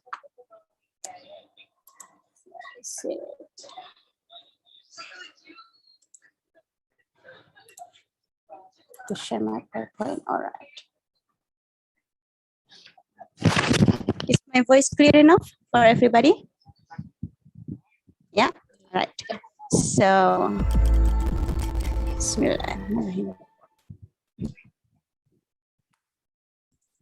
In this international webinar, I'll try to talk about the students' mindset and resilience in facing higher education internationalization in Society 5.0 era. I think what Faizur did more than what I've done because I'm not a student anymore. So, but I have to talk in the perspective of students. So this is a very difficult task for me, but I'll try to do so. And I did a small research, and then I will involve you as well, all of the audience today, to do my survey, a little survey later on, so that I can see and understand what's your mindset and resilience as students in higher education. All right. So let me introduce myself first. I'm Nani Mariana. So I pursued my degree from the bachelor degree from UNESA, Universitas Negeri Surabaya, in mathematics education. And then I did my master degree in the Netherlands, same as Ibu Irena. But I was doing mathematics education as well in Utrecht University. And I just done my PhD from Australia, West Australia, Murdoch University, again for mathematics education. Now I'm working at Faculty of Education, Universitas Negeri Surabaya, as one of lecturers at Department of Elementary School Teachers Education. The outline of my presentation today will talk about first the background, why the topic is important, and the second one, and the challenge of Society 5.0 era. I think Faizur already mentioned it, but I will just take a little bit, which I think most important one. And then higher education internationalization, I'm going to talk about what the campus can do in this era. And then students' mindset on internationalization, students' resilience, and then the conclusion. All right, this is the little bit background why the topic is important to see the students' mindset and resilience. Because Indonesian higher education nowadays performance trying to go global, or or you can say global or international, because we want to get more active as the global citizen, and then we want to get involved in all the international programs that as much as we can do. And this is also a part of UNESA target as to be one of the sorry for the typo, the world-class university. And so that's why we involve so many international students in our campus. And then we also we also send our students abroad to get involved with the global community, and also to the foreign campuses abroad as an impact of the Society 5.0 era. So we cannot deny that, and that we are in the middle of this era. So as a part of the society, we have to be aware that we have to gain some capabilities or some competencies as students in higher education to get involved actively in this global community. So the second topic that I want to mention is about the challenge of Society 5.0 era. Of course, this is the challenge in the, sorry for that, my baby is, sorry.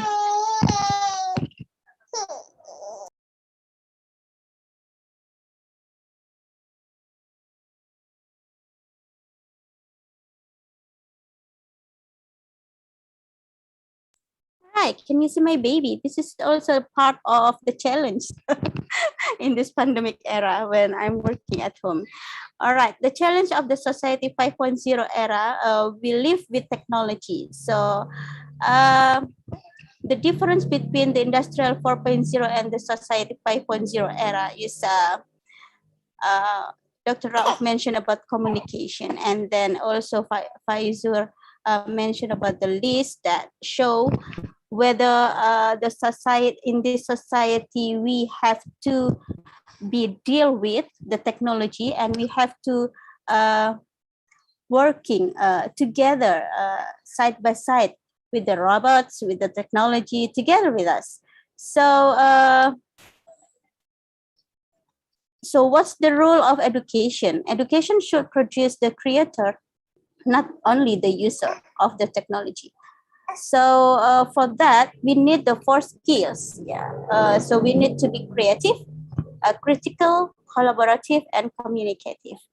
Of course, these four skill models are mostly we know from the concept of Industry 4.0, but still we need these skills, in my opinion, to face the challenge of Society 5.0 era. And the most important one, because we are talking about IT, ICT technology, and so on and so forth, we cannot deny that we have, as an individual, have sets of values and beliefs that we cannot just reject the values and the belief. So we have to work as well to the moral values. And this is the must thing that we need to do in this technology or digital era, in my opinion. So, all right. So I cannot change the slide. All right. So I'm giving a little bit. This is I found in one article, which is talk about the difference between the Society 4.0 and 5.0. Sorry for a second.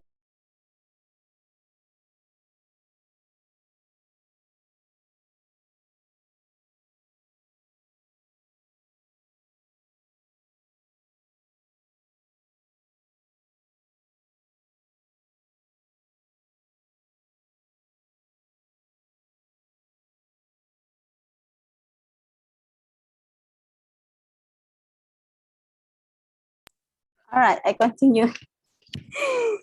He's getting more calm. So and then so the Society 4.0, and I think the terminology is not familiar because what we know in Indonesia is about the industrial revolution, right? For the 4.01. Why? Because in the industrial evolution, we need to make it more faster than before, to produce more products and to fulfill our needs as a human being. So this is the I can say industry driven for the 4.0, but for the 5.0, it's more humanist. So it's more so you think that together with the technology, you have to insert the human value so that you cannot be disobeyed. So this is so all of this needs, I try to work with the sustainability and environmental harmony. So you have to be in harmony with the technology to sustain your existence as a human.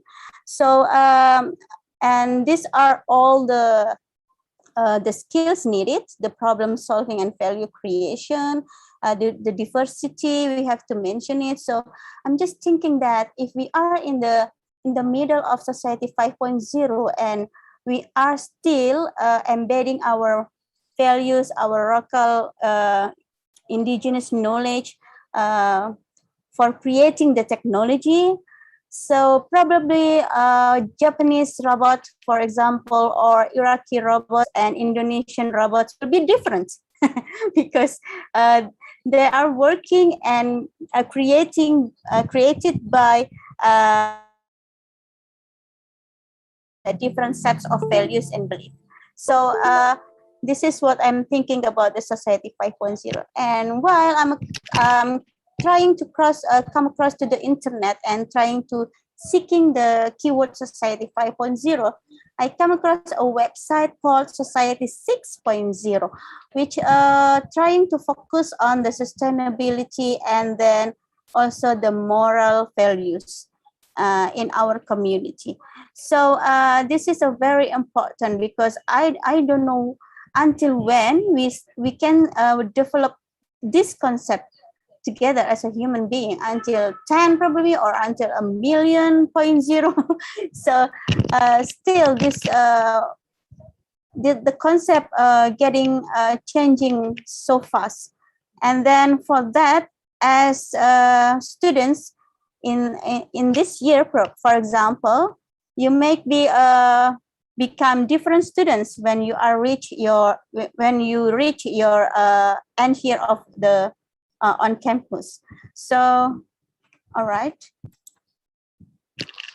In higher education, internationalizations for doing the internationalization. Sorry, we set up so many international programs.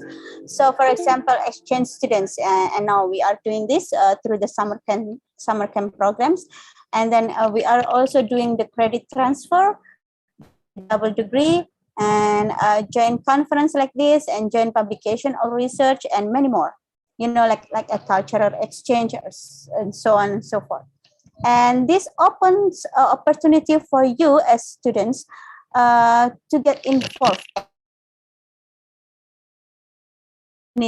Try what you can do and try what you can be involved. And the benefits of being getting involved in the internationalization, in my opinion, is it makes you become open-minded person. Why?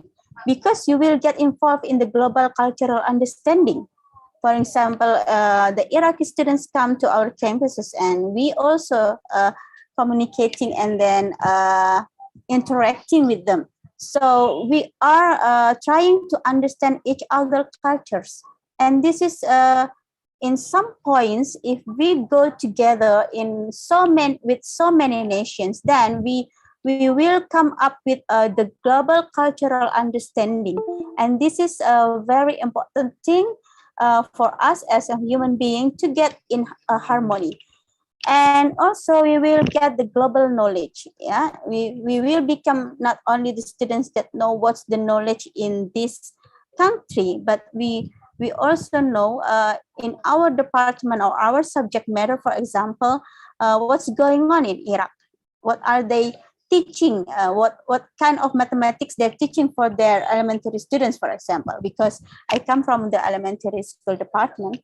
So we can be the global knowledgeable students. And also the third one is it can open broader networking. So you can have so many what you call teachers. So for example, UNESA students, I believe now when you are interacted with Dr. Rauf, you will say that, or you will feel that Dr. Rauf as your teacher, right?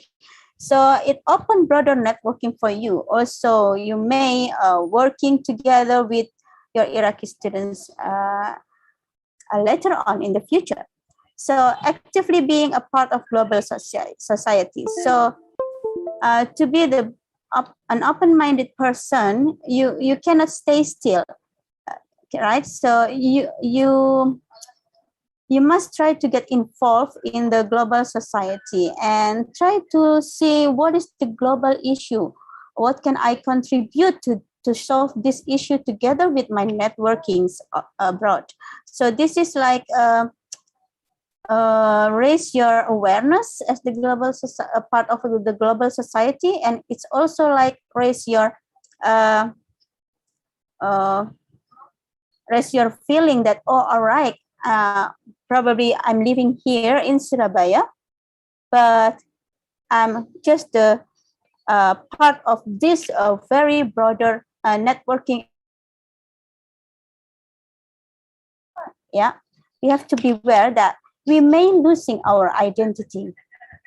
We may lose our indigenous knowledge. So we may don't understand what is our root, our indigenous root, or our cultural roots. So we become unrecognizing our local wisdom and forgot to act in the local context. Why? Because we already know everybody abroad. So we forgot that we need to fix our local context. We need to fix our local community. So this is the students' mindset on internationalization that I did a little survey in the menti.com. You can also now interact with me. So go to the website www.menti.com. Sorry, www is Indonesian.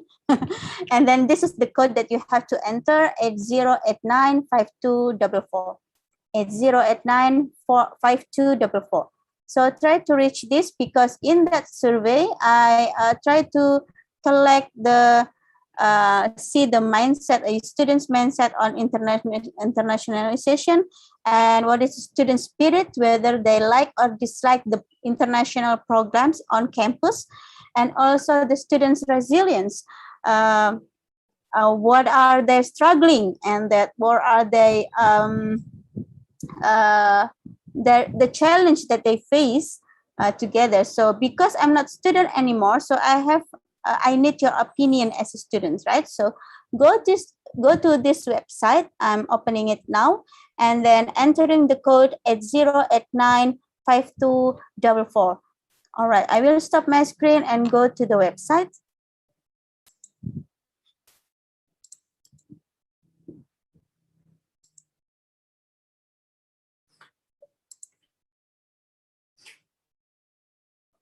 Right. Where is my point? Right. Allow me to share. Sorry. My browser. All right. Can you see it now? Can you see it, my browser? Yeah. No, it's a white screen only. Oh, all right. Sorry for that.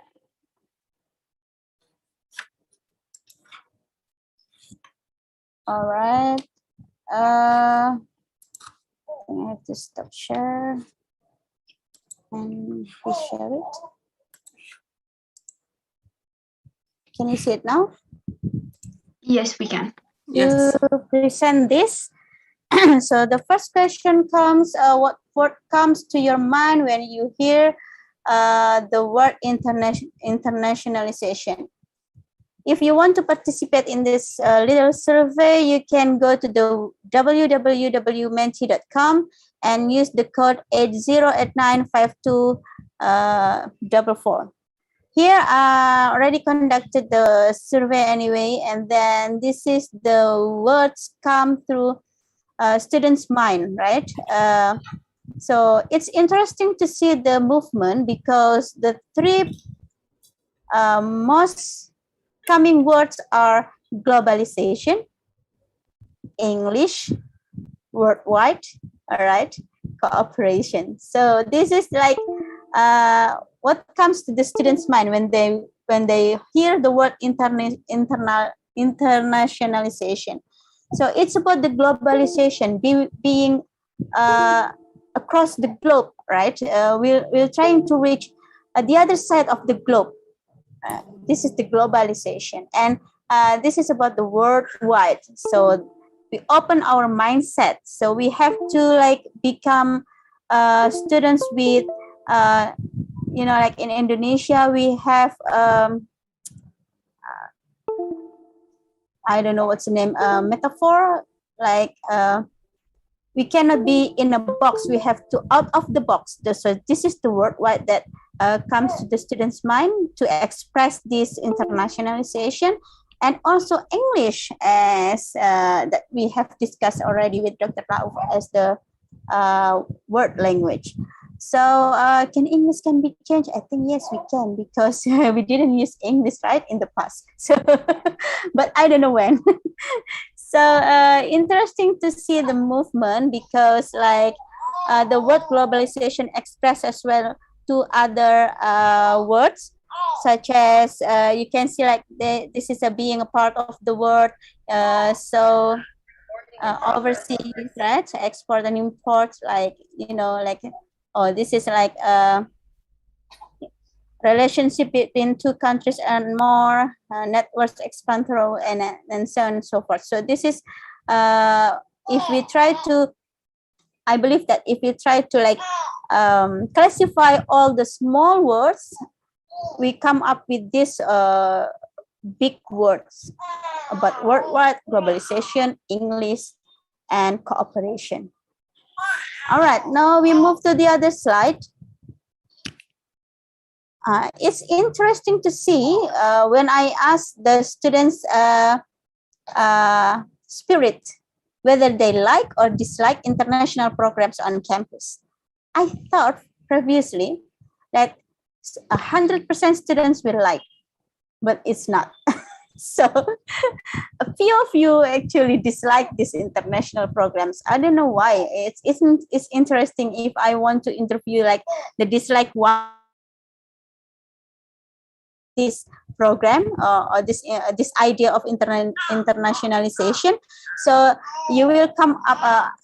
I believe that we will come up with the words such as yeah, because it's used English and I cannot speak fluently in English, for example, or like I don't have any idea what I can do in this international program.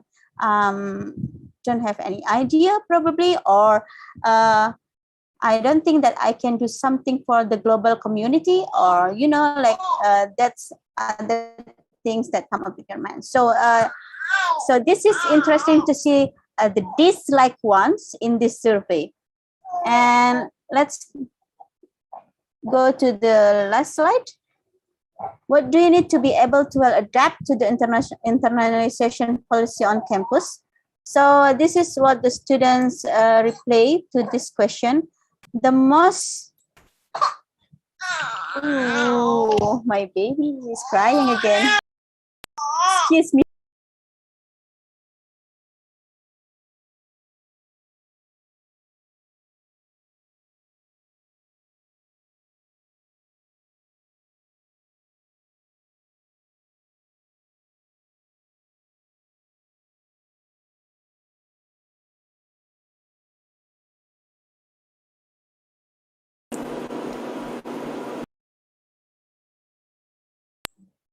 Okay, this is the way that students to be resilient, to be well adapt to the, you know, to the process of internationalization on campus. So we have to understand, read a lot, and learn. You have to be long life learner, yeah, and you have to be open mind that learning is not only in front of your lecturer or in front of the book, but also learning is when you can interacting with other person with totally different culture with you, totally different belief and set of values with you. So this is like a way to reach the understanding. So we have to, in Islam, we have the word ikra, right? To encourage us to be a learner. So we have to read not only the book, but also the book of life. Okay, let's see the second one. What should undergraduate students start doing to get the master? All right, so this is like a question for me, right? So let's pass this. Okay, this is what students challenge: update our knowledge, update our English ability. Yes, you're right. So to be able to get involved to the global society, you cannot we cannot be denied that yes, we have to at least speak in English, yeah, as long as the Netherlands, the Dutch people, they say als je begrijpt wat ik bedoel. I know that's this word actually. So as long as you know what I mean, so you have a good English. So that doesn't matter whether your English, your spoken English is not grammatically correct. Doesn't matter, as long as you know. This is the key of the communication, right? As long as you know what I speak. So this is, and also you have to update your knowledge. You have to know, for example, if you want to go to Iraq, you have to know what currently happened in Iraq, and in which city you will go, what happened to that city, what are the like the interesting places that you can visit, for example, so on and so forth. All right. I stop this share. It's interesting to see your answer for the little survey. But all right, I'm going back to my screen, Bu Ina, for the last slide. So the conclusion yes, you have of 3 my minutes, Bu Neni. Yeah. All right. So the conclusion for my presentation today, as a student, you have to take any opportunity to open the word in your mind. Oh, sorry. Oh, sorry, sayang. Sorry. So these little students want to also present with me. So take any opportunity to open the word in your mind, do best preparation, but never forget your cultural identity and your local community. So I'm a little bit different with Dr. Rauf. I think I can suggest you think globally, but act locally. So let's flap your wings and go broad. Thank you, Ibu Iren. Thank you, Bu Neni. Okay. So I'm so sorry to say that before I forgot to say this, that you may also ask in Bahasa Indonesia, and I will help you to translate it in English. And okay, thank you, Bu Neni. Your presentation really reminds me that I envy the young generation today, student nowadays, for having such opportunity that many universities are chasing to go global. By one way is by sending students to the bachelor, master, or doctoral degree, or even for non-degree program to go abroad. And I also admire the youngster spirit, because I understand from Bu Neni presentation that the challenges are also really, really hard for you. So, okay then. For question, you can ask in Bahasa Indonesia or in English. You can just write it down in the chat room, both in YouTube or Zoom platform. Okay. We have come to the final speaker. We have Suit Sriwaron, a student from mathematics education from the Faculty of Education, Konkan University, Thailand. Sweet, are you with us? Oh, I see you. Hi.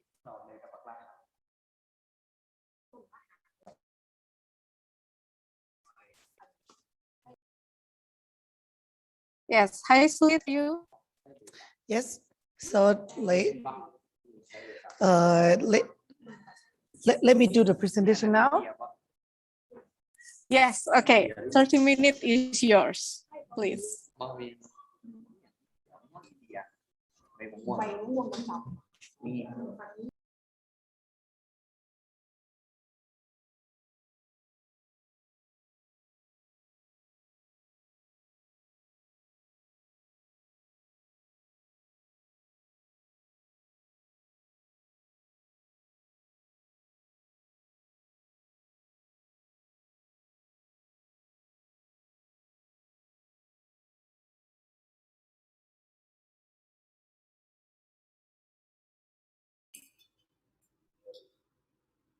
You may start.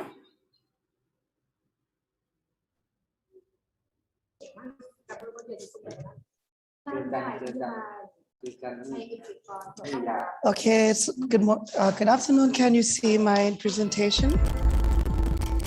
Clearly. Thank you. Okay.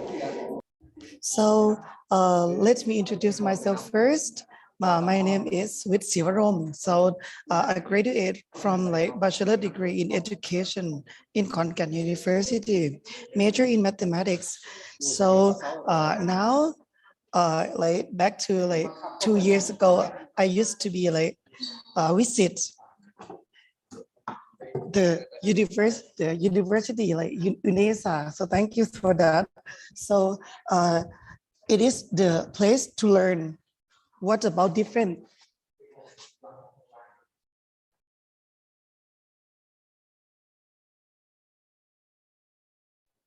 Oh, so sorry. So like it's a place where I see so many friends there, and I learn a lot from that, especially our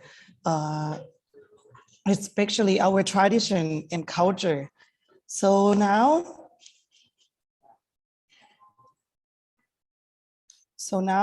I am working as a teacher. Now I am working as a teacher in Thailand for a semester. So because before saying anything about like working or like working in Thailand, I must say that the diversity in Thailand first, because like in Thailand, it's separated into like four big parts. But in each parts, they will have like their own culture and their own language, such as like so in each part they also have like their own religion, but most of in Thailand also have like Buddhist, Christian, and Islam. So but the most people is Buddhist is the most, but other than moreover than this, they also believe in ghost. They also believe in the thing in their culture. We can see their dressing.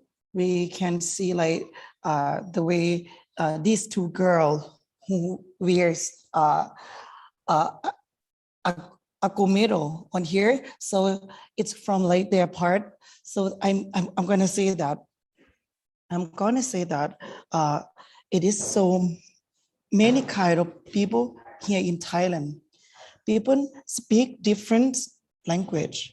People like dress differently, but sadly in Thailand we have one only standard. I mean that even they are poor, they are rich, they live in the north, they live in the east, they live in the central, but sadly we have one only standard. I mean that the Thailand need people to be like one. They did not respect. They didn't respect what you are in your culture. So when you come to the real world, it's really hard. It's really hard to be in the university, to be in the work, because like you have to change yourself a lot.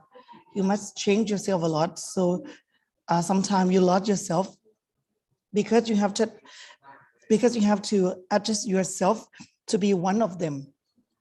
Sometimes you forgot what you are, and then because like we come from different place, and then Thailand need you. People in the society need you to be like one of them. So sometimes you will be bullied.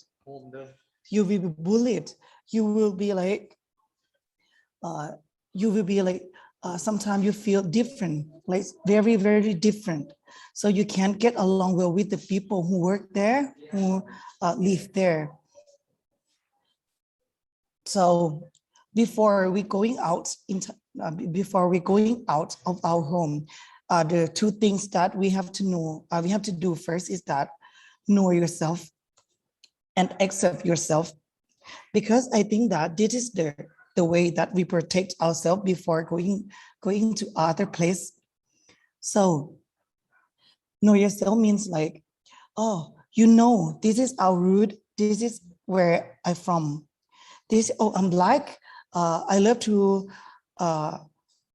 dress like this, and this is I know, and I accept myself that I will go outside by dressing this, by my skin, by this skin, and also accept others, because like as I say a lot, that they need you to be like one of them. If you're different, people will look like you are so very, very different. And moreover than that, we have to be like, see your own value. You have to know that this is my strength. This is this is what I can do. Because like I have my own experience that I work as a teacher here for a semester.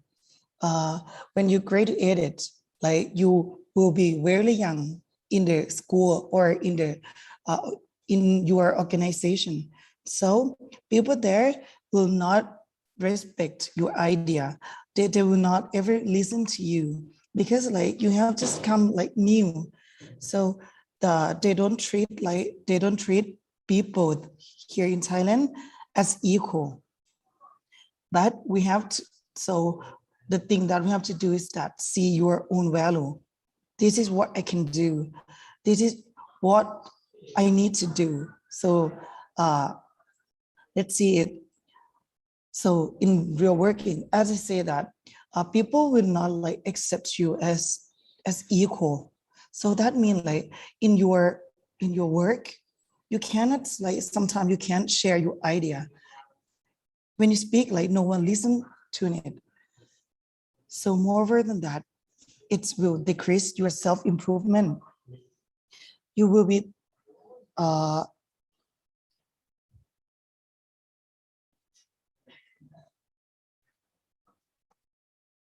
so it will decrease your self-improvement. You don't want to be like improve yourself.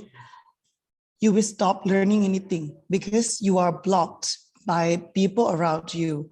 So because in Thailand, then we have to work with like two edges, like different edges. Like me, who have just like graduated, and the people who worked before me, so they are older than me, like 20 years.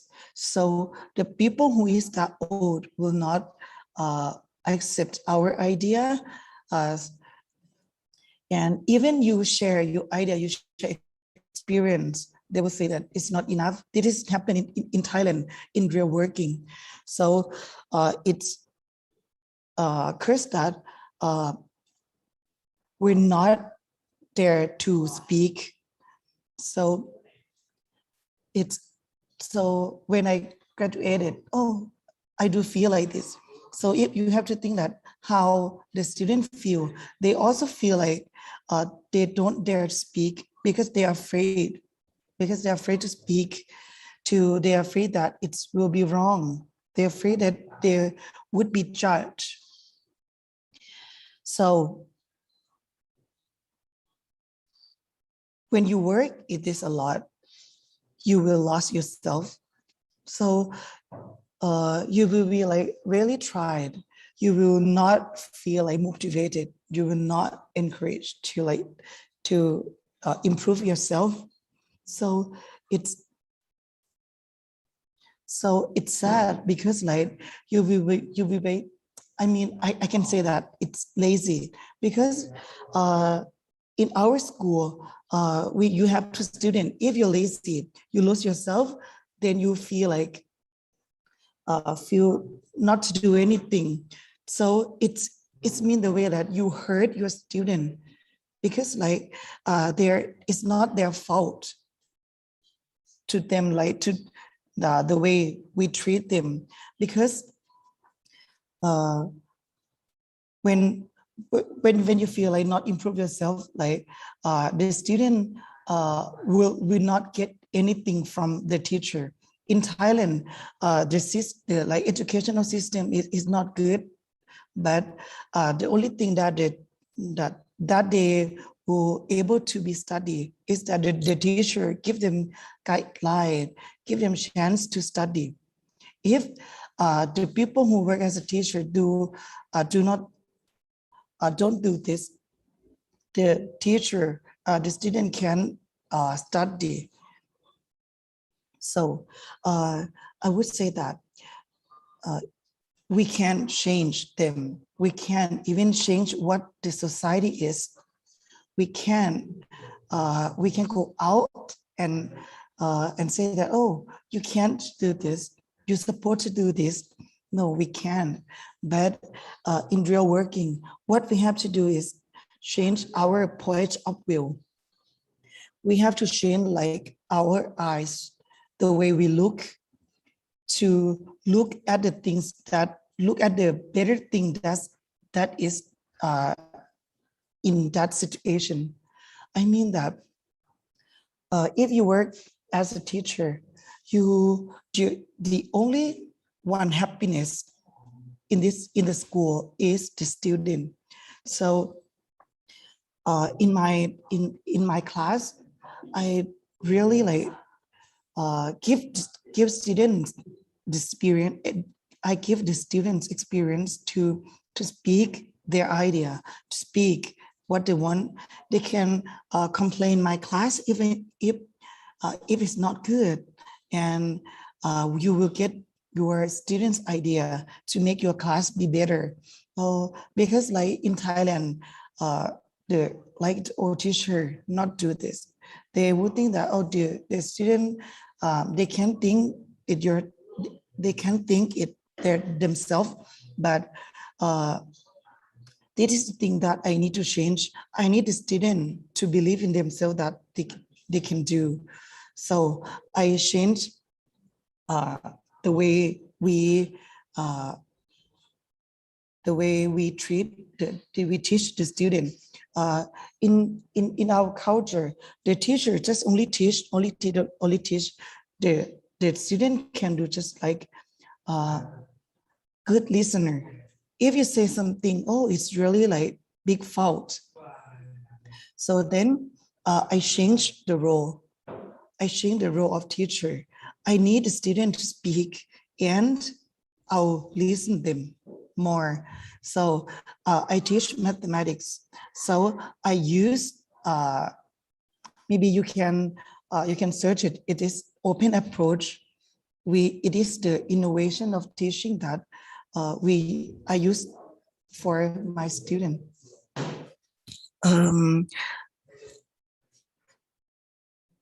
It's the way that we teach, like give them some mathematics situation, and then our student will find a way to solve it, and they will share their ideas to their classmate and the teacher. So the outcome is come like the student dare to speak more and more, and they can come to you and ask you that, teacher, I don't understand. They can they are brave to solve the problem. They are brave to show their hands and, oh, teacher, actually we can do that. We can do this like this. So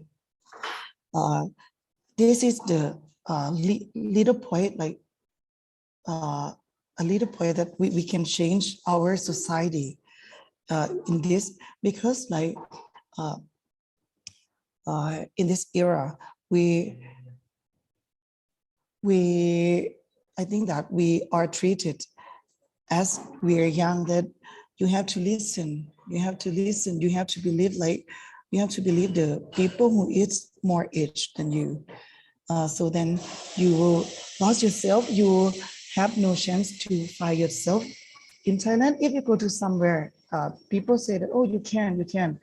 In our real work also, you will say that, you say that you can't, you can, you can't many times. So more than the word that you can.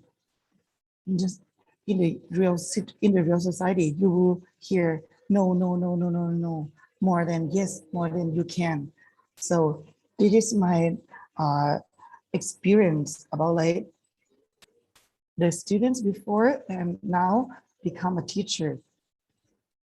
So as a teacher, so I treat the student like listen them more.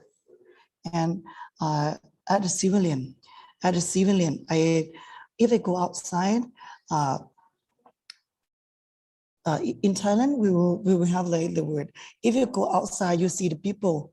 The first sentence that you will tell them is that, oh, you're fat. Oh, what is like the dirty and ugly dressed you are. And I think that is the bad way to approaching to be approaching to the people. And as civilian, if you go outside, I saw people, oh, you're dressed good, you're beautiful, you're kind. To if it is like the little point that I can do, just like this. So, do you guys like have any questions?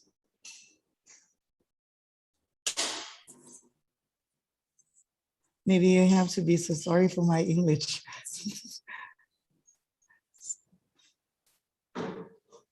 Okay, Sweet, are you have finished with your presentation? Yeah, I finished my presentation already. Okay, yes. Maybe you can close the screen.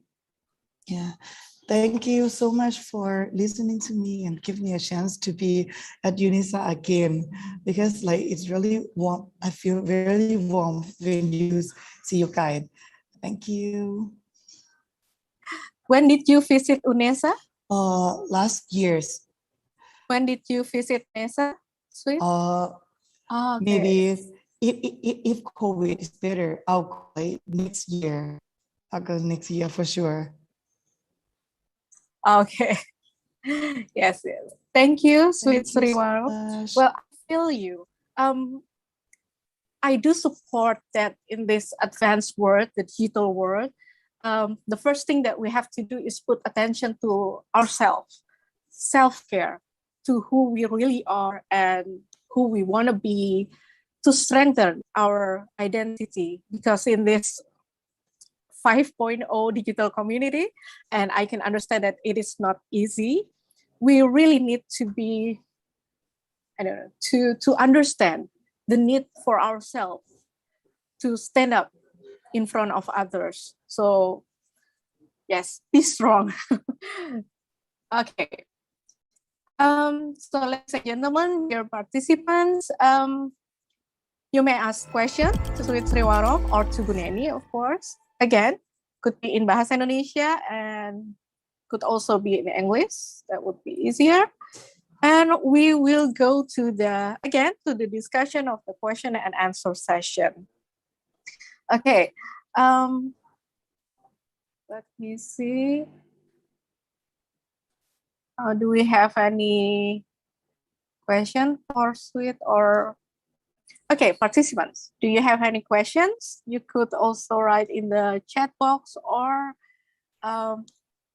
you can raise your hand. So the committee will let you speak up. Otherwise, I will ask the question. No?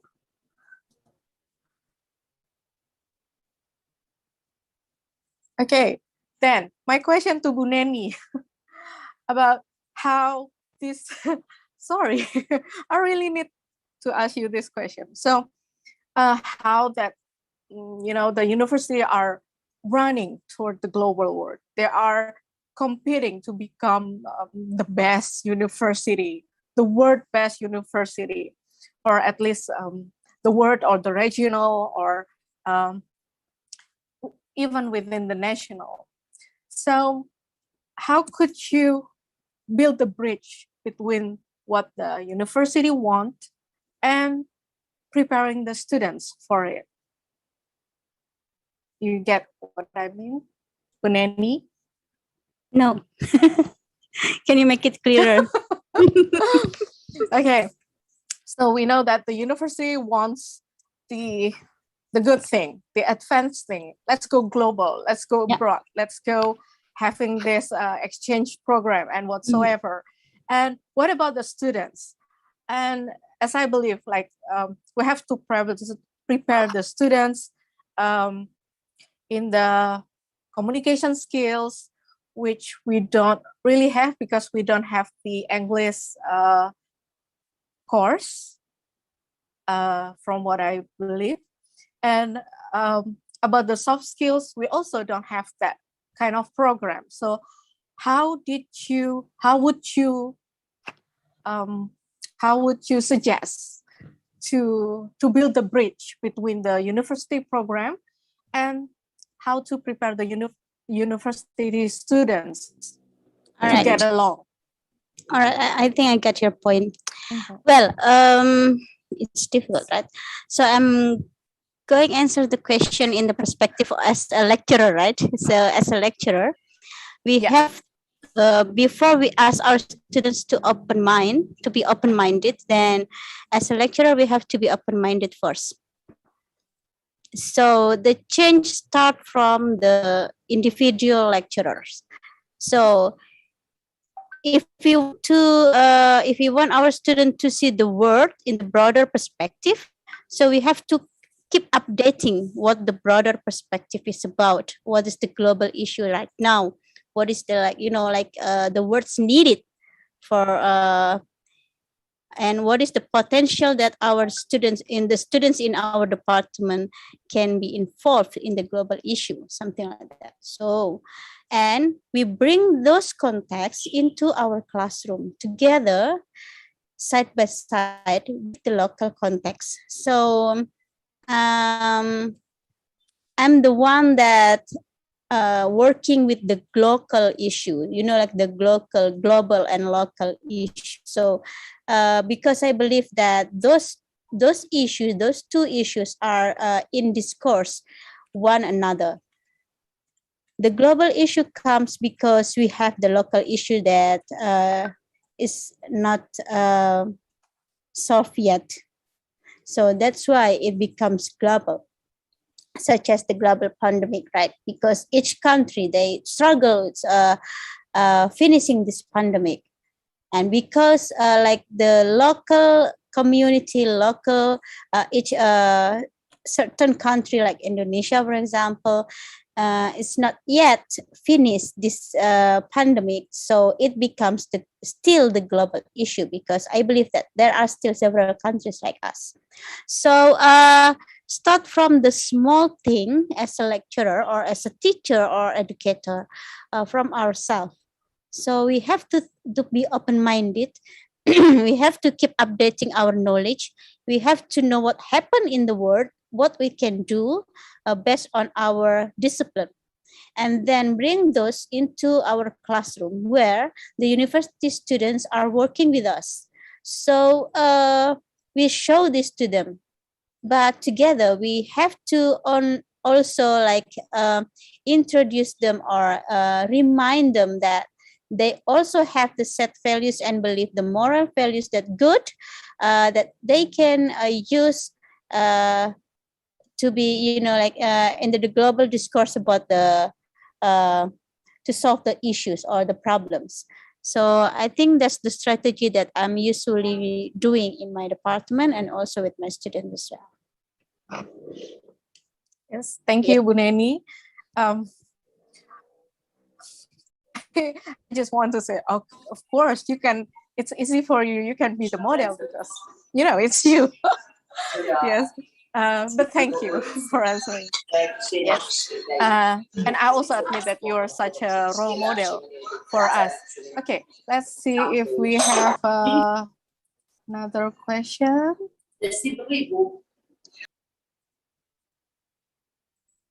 Okay, not yet. But Sweet Sriwaram, are you still here? Yes, I'm still here. Yes. Okay. You were presenting all these challenges as a student, but I can say that you are a model because you got the internship here in UNESA, and also you got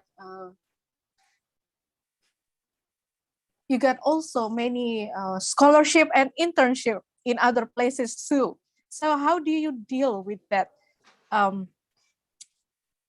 problem with the community? Could you share tips maybe for other students? I mean, you mean how to deal with the community issue? Yes. Back to last 2 years that I went to UNESA. So I learned about we are different. Yeah, I'm Buddhist, so I live in a place where really far away from for seeing other religion. And so then we see your culture. I saw you being so friendly when you are approaching to other. So I mean, it's really good way to be approaching to other, because I'm gonna say that you guys have no war. You guys have no war to invite other people to enter to yourself. So because in Thai, in the way we start talking to new friends, it's really hard for me in Thai. But you guys change my opinion. Oh, if you just want to know these people, you just go for them and start a conversation. So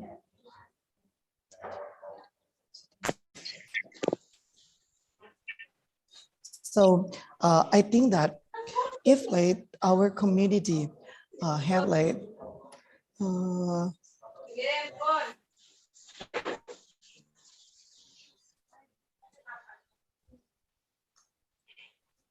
so sorry for my English.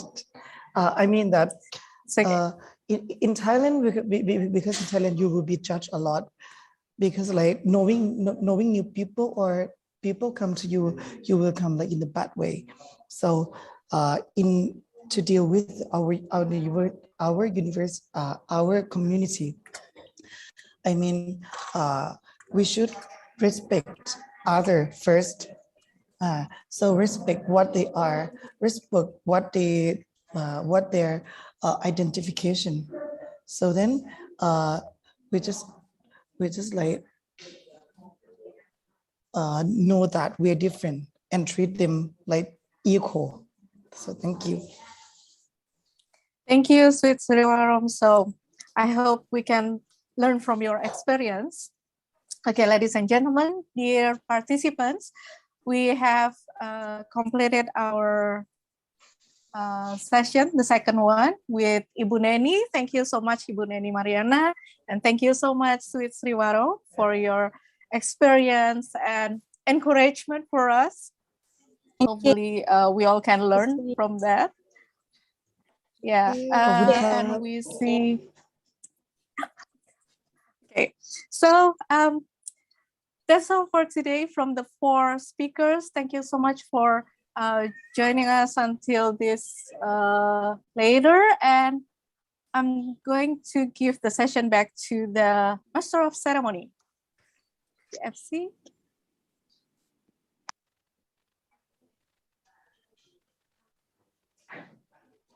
The committee.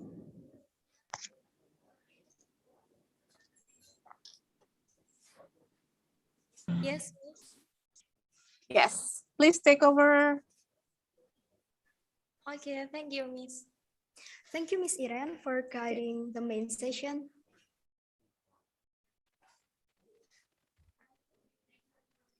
The next agenda is article presentation.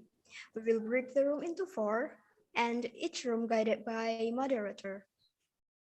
Breakout room number 1 for guidance and counseling major and psychology major, guided by Nur Rahma Ramadhani.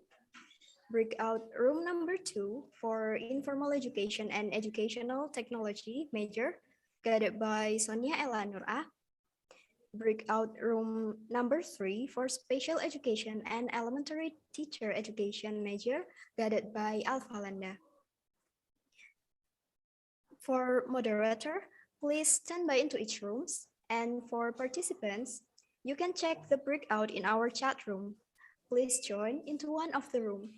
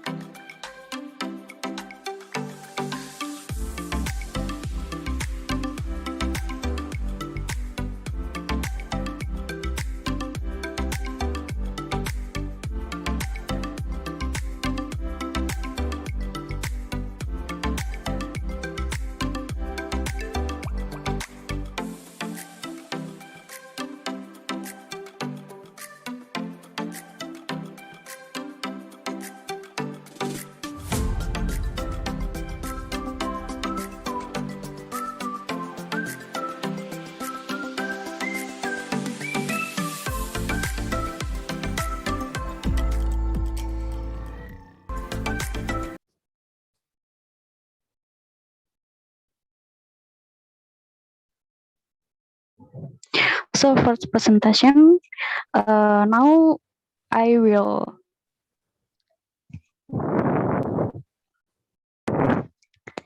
the main idea and concept first is Japan's governor idea about the future, which is how we live side by side with technology. Society 5.0 is the concept of increasing the role of technology in the quality of human life in a sustainable manner.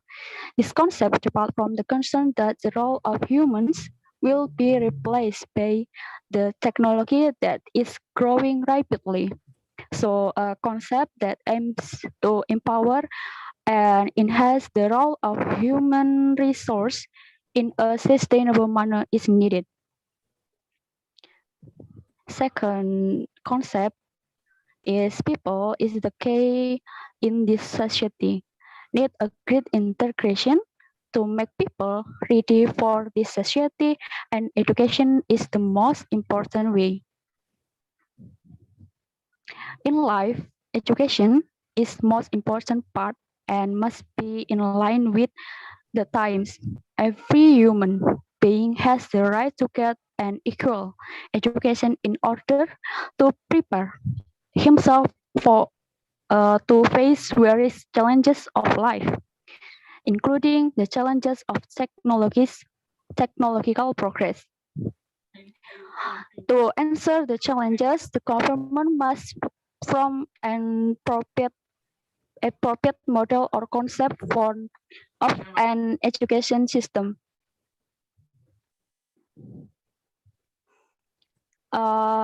How about Indonesia's higher curriculum to make a better generation that ready for society 5.0? Is it ready enough or not? The concept of an independent campus was born because of the partition between the world of education and the real world. The learning carried out often does not bring the factual reality that is being discussed.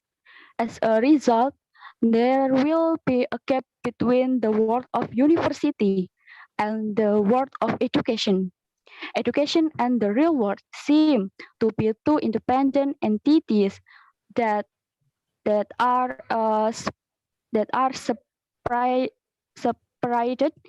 from each other. Whereas in reality, between the two, there is a link that is difficult to separate. Education provides human resources for industry, and while industry provides capital resource for education.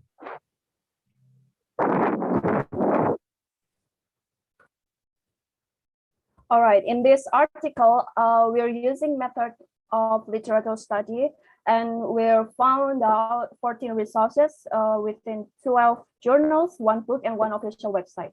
In the criteria of the resources, it has to be at least the key of education society 5.0, and then the news program from the higher curriculum, the independent campus freedom to learn.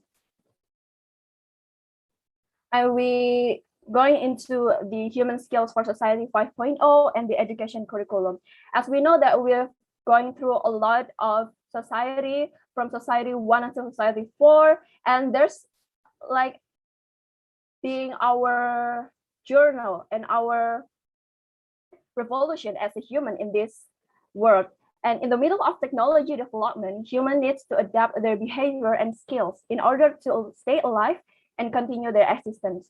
This is like the main reason why we have to adapt our behavior and skills, and why the society 5.0 needs to develop, and why we have to prepare ourselves too for the society 5.0, because the main goals of society 5.0 to make a super smart society that can provide necessary items or services to live an active and comfortable life through high quality services regardless of age, sex, religion, race, and so on. Because they're complex integration in a lot of things that we have to prepare the next generation to have like these skills for live for society 5.0. And the main way and the most important way how to preparing the next generation is with the education curriculum. Why education curriculum is important? Because education curriculum can change the next generation for 10 and 20 years, and that is the most important way for a country to invest their next generation, invest their money, their time, their energy to make the next generation, because the next generation is the next people who will change the world. Okay, next we find out that there's another question about Society 5.0.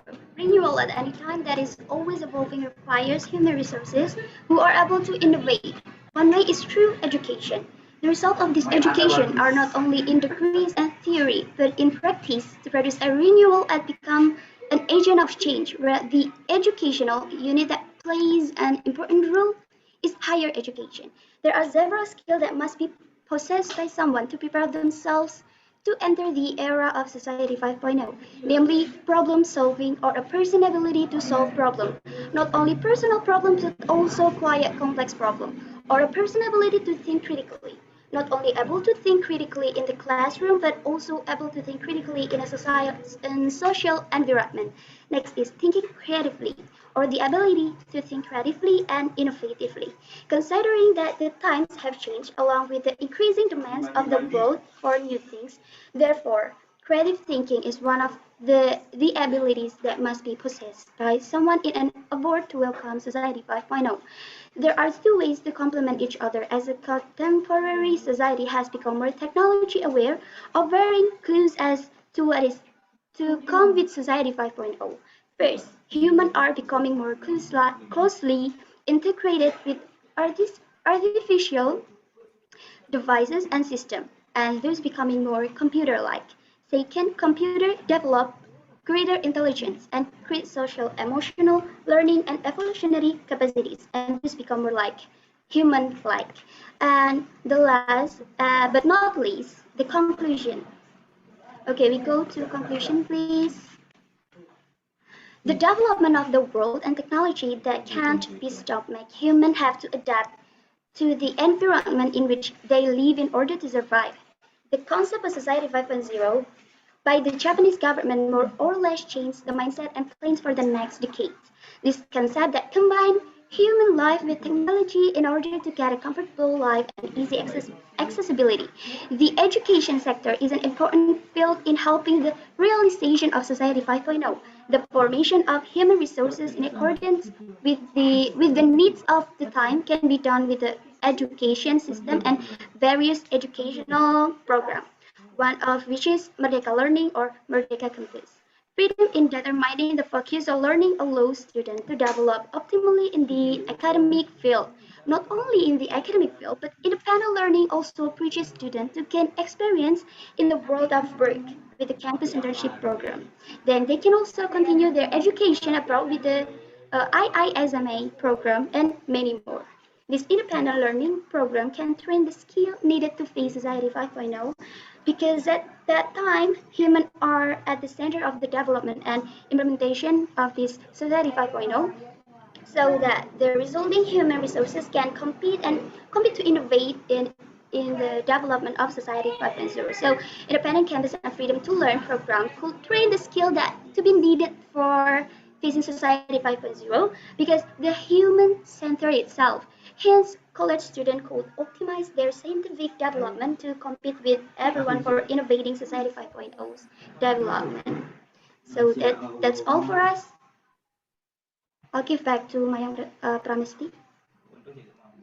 Okay, that's our presentation for the article that we've made several days ago. I'm giving it back to the moderator. Thank you. Thank you to the team for the great presentation. Next to the following agenda, we will give time and place to all the participants who want to ask about the presentation earlier.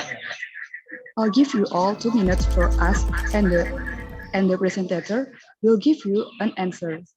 You can send your question by the following format, your name, underscore instance, underscore question.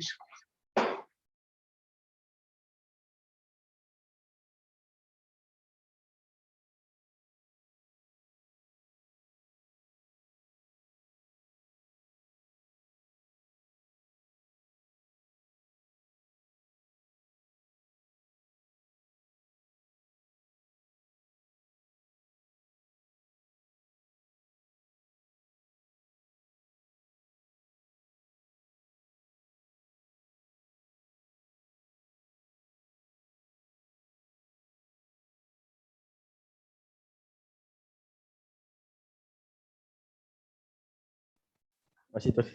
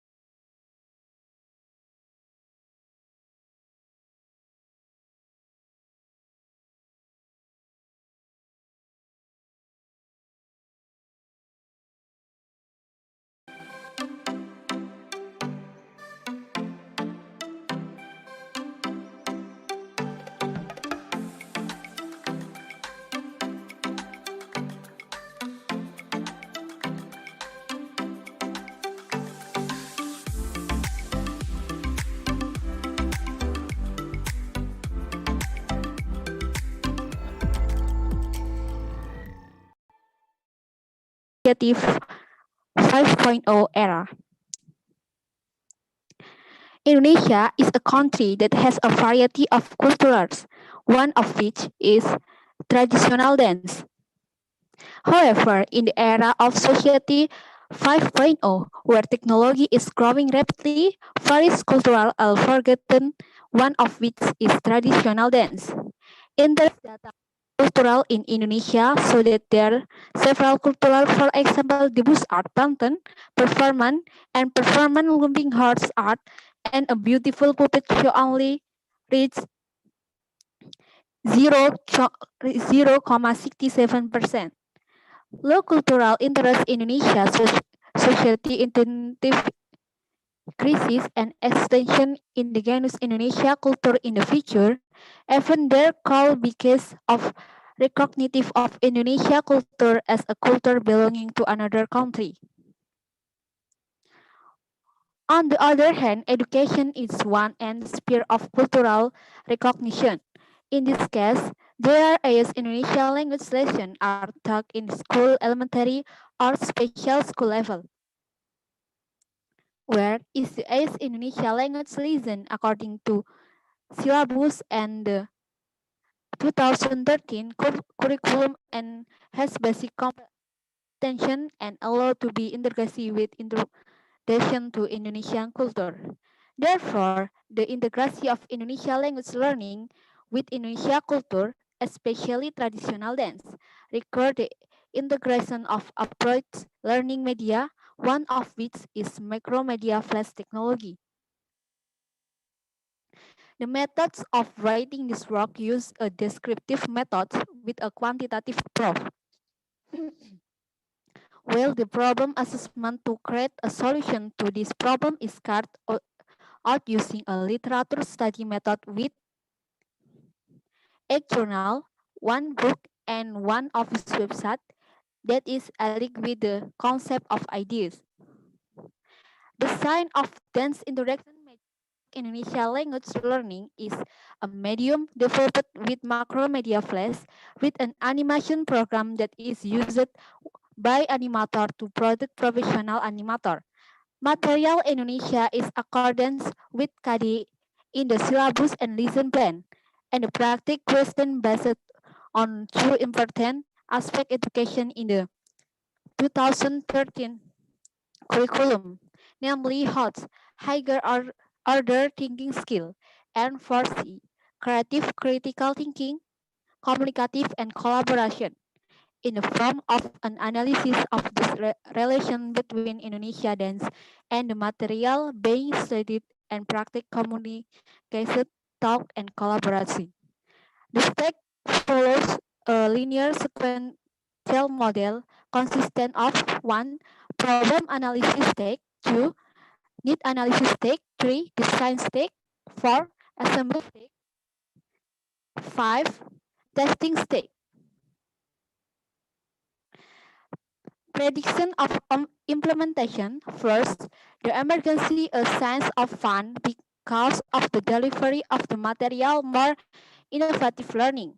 Second, improve the knowledge of Indonesia children by ability of information in accordance with a curriculum which are available. Third, become a learning media solution that follow the technology of the society 5.0 era. The conclusion, the design of dance in direction media track Indonesia is a basic idea and concept which make cultural and object to be studied using the development of macromedia flash technology that developed in the era of society 5.0.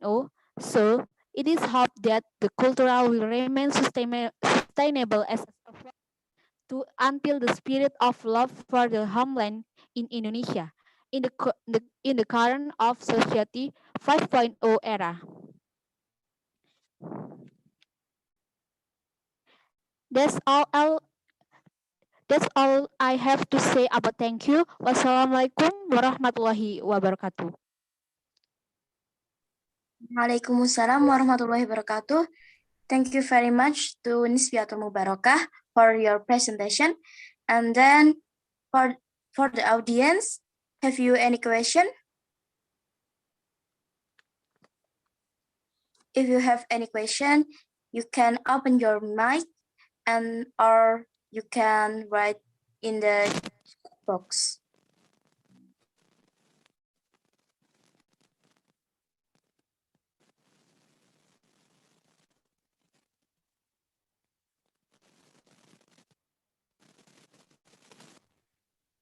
Okay. If not any question, I will call the second delegation.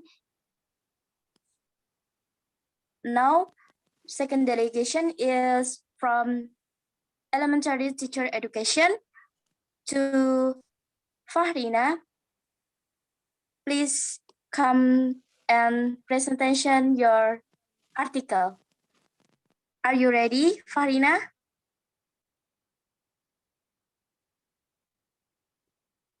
Hello, Mrs. Fahrina, are you there?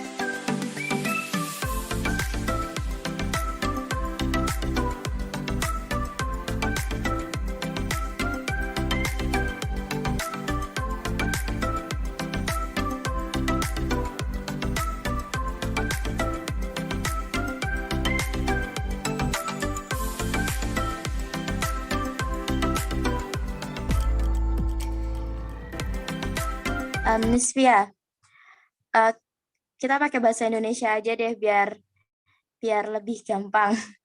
Jadi Nisvia ini ketika saya baca-baca tentang presentasi artikel tadi, itu ingin membuat suatu media pembelajaran yang berbasis dance ya untuk anak-anak.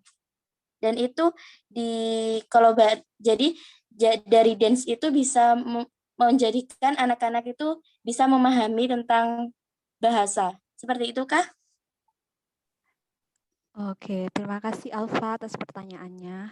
Jadi untuk artikel yang saya buat ini, saya ingin membuat sebuah media pembelajaran di mana inspirasinya itu dari tari tradisional, yang mana pada saat ini tuh anak-anak itu banyak yang melupakan dan banyak mereka tuh hanya kayak melihat gadget tanpa mereka belajar itu. Nah, dengan adanya kayak melupakan budaya itu tadi, maka saya tuh punya inovasi gimana caranya buat mengenalkan budaya tari itu agar anak-anak di era 5.0 ini, Society 5.0, mereka tetap bisa mengenal budayanya, yaitu dengan cara mencampurkan antara budaya tari itu dengan mengkolaborasikan dalam pembelajaran bahasa Indonesia di SD maupun di sekolah luar biasa dengan menggunakan media makromedia flash, yaitu sebuah aplikasi buat animator, sehingga mereka tuh lebih tertarik dalam belajar tari itu sendiri. Begitu Alfa. Enis. Nah, kan banyak tuh anak-anak atau orang-orang tuh yang tidak bergairah atau tidak memiliki passion tentang dalam seni tari. Itu bagaimana cara mengatasinya agar makromedia yang kamu buat ini bisa dikuasai atau dipelajari oleh semua anak? Mungkin tahap dari pembuatan aplikasi ini melalui makromedia flash ini, yaitu kita melakukan sosialisasi kepada, pertama itu kita bekerja sama dengan sekolah, terus sekolah bekerja sama dengan orang tua, sehingga nanti orang tua itu juga ikut berpartisipasi untuk mengawasi anaknya itu dalam menggunakan aplikasi ini. Dan untuk pengemasan dalam aplikasi makromedia flash ini, tari itu kita buat semenarik mungkin, kita buat animasi yang saat ini disukai anak-anak. Begitu Alfa. Oke, jadi selain dari guru, orang tua juga harus ikut berpartisipasi di dalamnya ya, Nis? Ya, betul Alfa. Oke.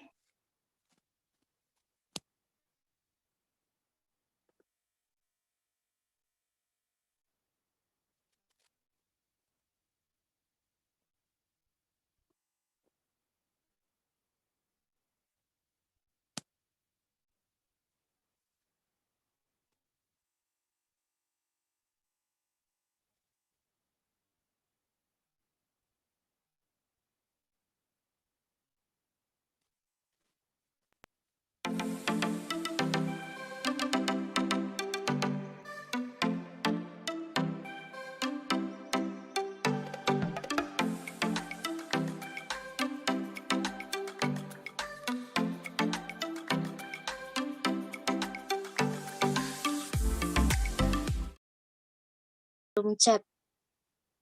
Hi Nisviatul, you talk about dance. Can you tell me about traditional dance in your town?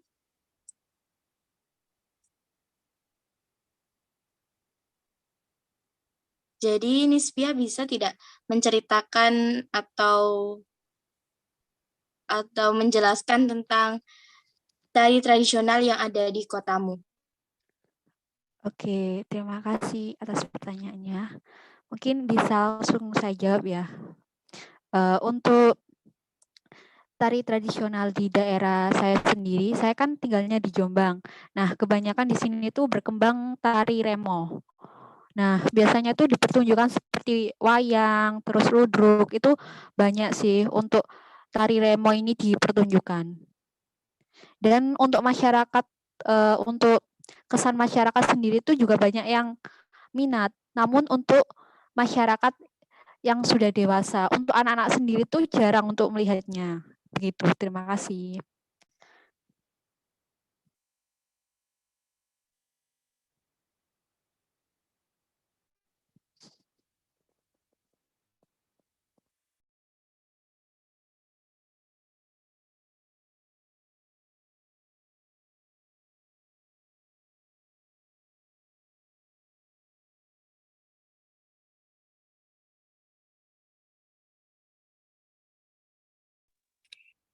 Baik teman-teman atau audiens, di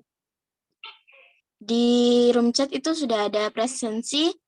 Dimohon teman-teman semua mengisi presensi kedua atau mungkin menjadi presensi terakhir kita pada pertemuan kali ini. Dan ketika kalian mengisi presensi ini, juga akan menjadi syarat bahwa kalian bisa mendapatkan sertifikat ke depannya.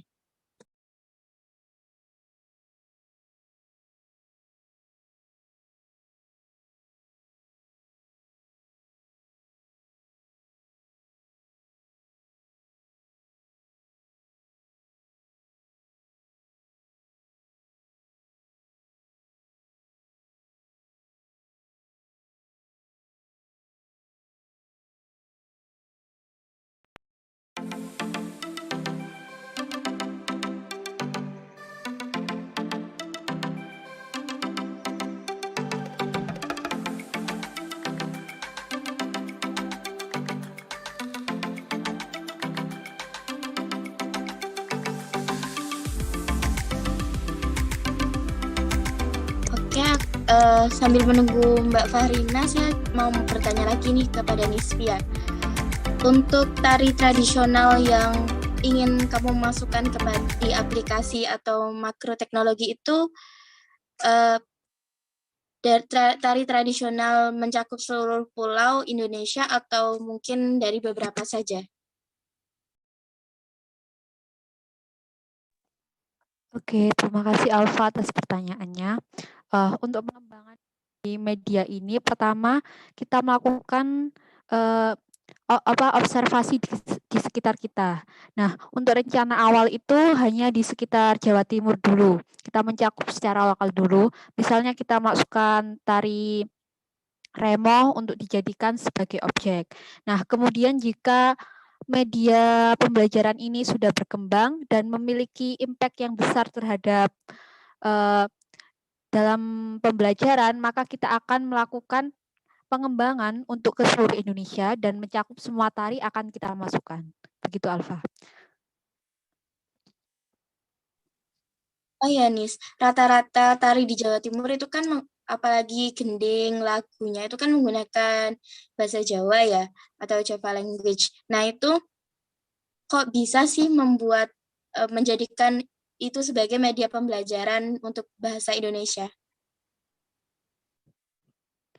Oke, nah kita juga iya sih benar sekali. Untuk tari tradisional Jawa Timur kan juga banyak menggunakan bahasa Jawa. Nah, dalam hal ini kenapa sih kita mengkolaborasikan dengan bahasa Indonesia? Karena dalam hal ini tuh terkadang banyak itu anak-anak itu sekarang ya lebih mengenal itu langsung bahasa Indonesia gitu. Jadi mereka nggak mengenal bahasa ibunya atau bahasa daerahnya.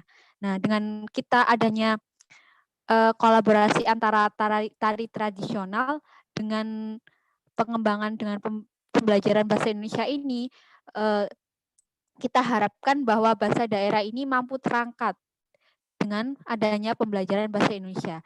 Dan anak-anak sekarang itu mampu mengerti tentang bahasa daerah itu melalui bahasa Indonesia. Begitu, Alfa.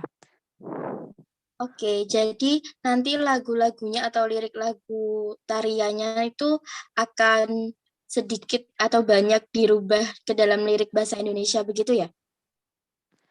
Iya, untuk merubahnya tuh bukan dalam konteks ini bukan kayak merubah sih, lebih menambah kayak speech tipping itu loh, yang di bawah itu loh. Nah itu lebih kan aslinya kan bahasa Jawa terus kita tambah menjadi bahasa Indonesia begitu, agar mereka mampu kayak mentranslate dan mengerti gitu. Oke, saya baru paham. Terima kasih banyak nih Sia atas jawabannya. Iya, terima kasih juga Alfa.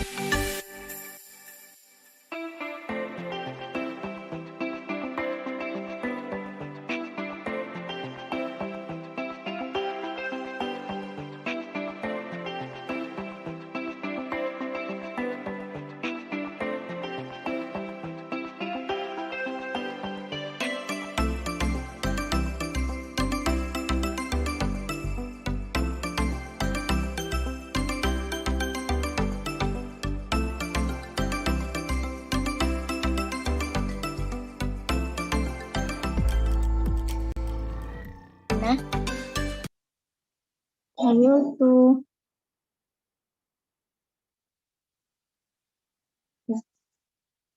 I will do my presentation. I will presentation my paper. Next.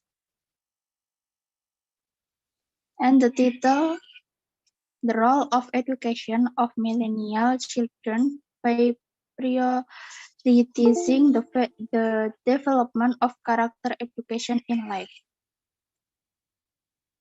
Next.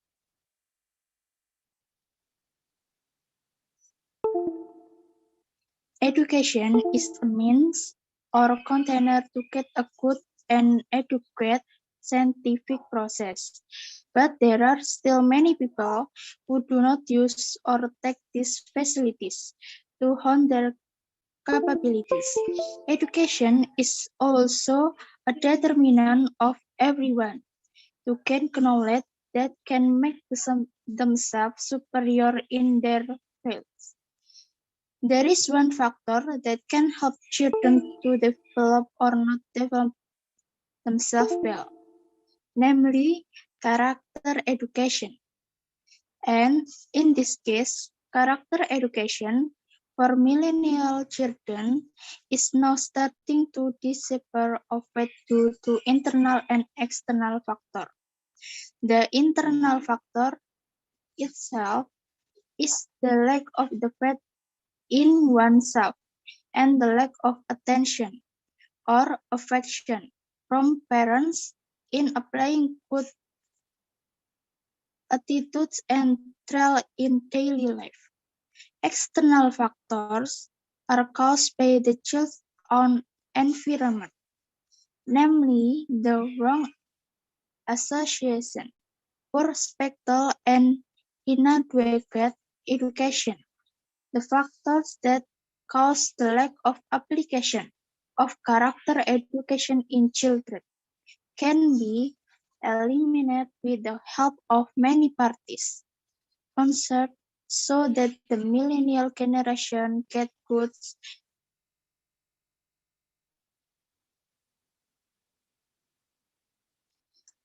and appropriate character education. Keywords: education, character education, causal factors. Next.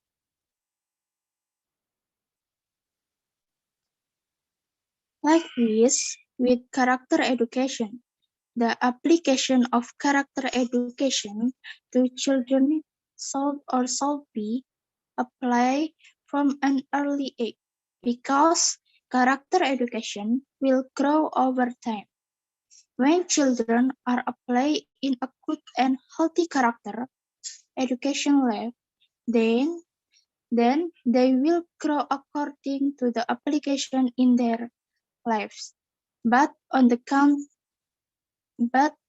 contrary, if the children grow up in the application of a bad character education life, the children will grow up with a bad attitude, has been applied in his life. Education is an important thing in human life. When children have received adequate education, they will grow well with the education they have. Next, education character goal. When in law number 20 of 23 concerning the purpose of education, it is said that education functions to develop capabilities and shape the character and civilization of a dignified nation in the context of educating the nation life, with the aim of developing the potential of students to become human beings who believe and fear God Almighty, one having noble character, healthy, knowledgeable, capable, creative, independent, and being a democratic and responsible citizen. And two, character education is not fully implemented because there are still many cases of irregularities or crimes in everyday life, such as cases of violence, lack of tolerance in religion, by hating other religions, many cases of corruption, lack of honesty in oneself, and other criminal acts of deviation. Okay, next, strategy in character education. One strategy in shaping the character of children is to maximize the role of parents in shaping the character of children. This is done because the family is the primary social group whose responsibility is the parents.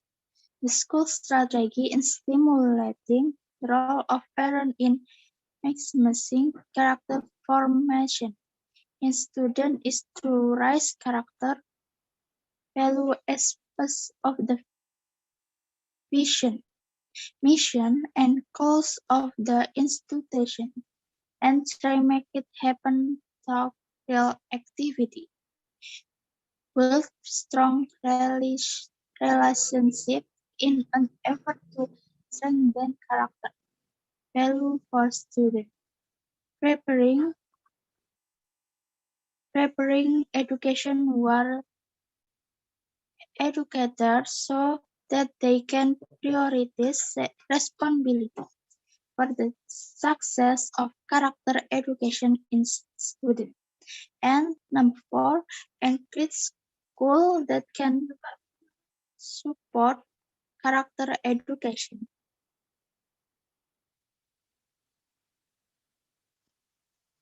The role of education as character education to instill character, value, thought, education, and appropriate learning model is needed. Learning models that cannot in attitude or characters that are in accordance with the character of the nation. Teacher must use appropriate search and media to meet learning objectives. According to Kem in Susanto, that learning, research, and media must be prepared to meet learning objectives, among others. Motivate student, involve student, explain and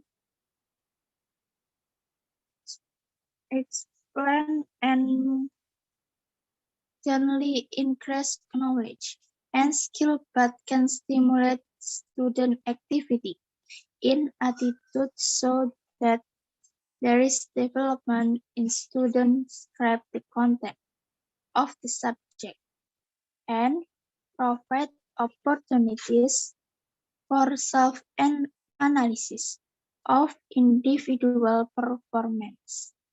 Learning motivation is the overall driving force within students that cause learning activities, ensure continuity and direction in learning activities so that they can achieve the desired goals. Is Koyowati. Closing. Character education is an effort to create a learning process so that students can develop character and morals actively by instilling virtue in students so that they base students on how to behave. According to Rizky Afandi, character education is an education system by inculcating values in accordance with the nation's culture with component aspects.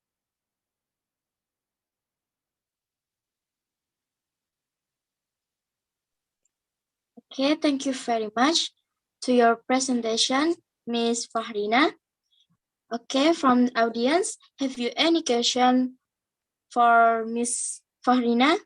If you have any question, you can open your mic or you can take down right in the chat box. Thank you.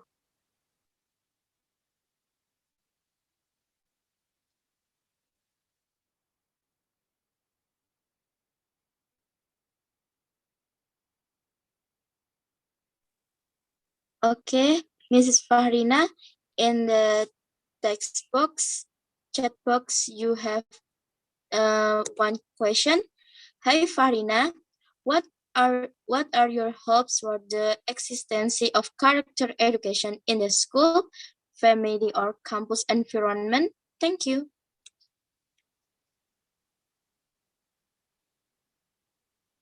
Mrs. Fahrina, you can answer that question.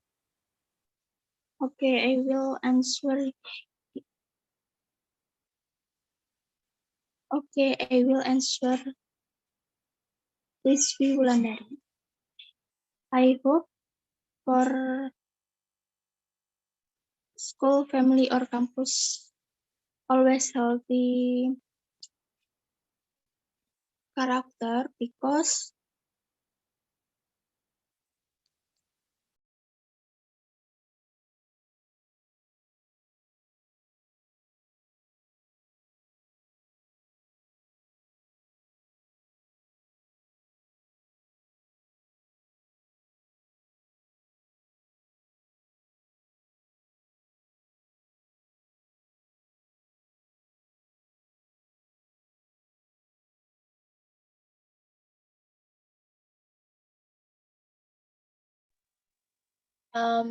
because this time is finished. So and then Miss Fahrina have problem. So I say sorry for Miss Lisby. Miss Fahrina can answer your question. And then Alhamdulillah, this is good presentation from Miss Nisfiatul Mubarakah and then Miss Fahrina. Thank you for your all audience. Thank you so much for your participation. If I have any mistakes, I say sorry, and then don't forget to absent in the chat box, and then and thank you. I say thank you for your all. So you can pick in the ruang utama. Terima kasih. Thank you very much. And say wassalamualaikum warahmatullahi wabarakatuh.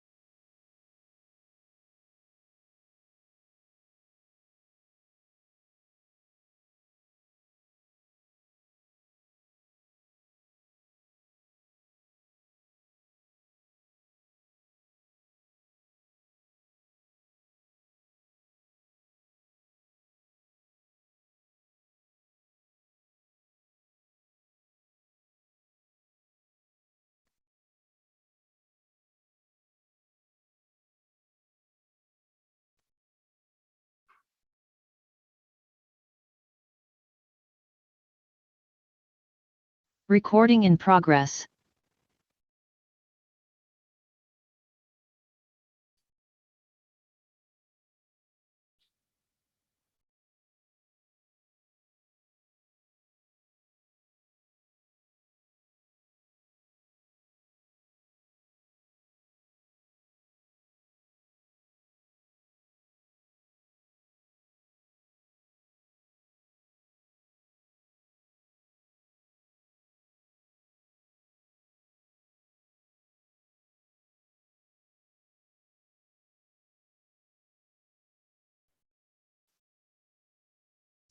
Mr. Haryanto?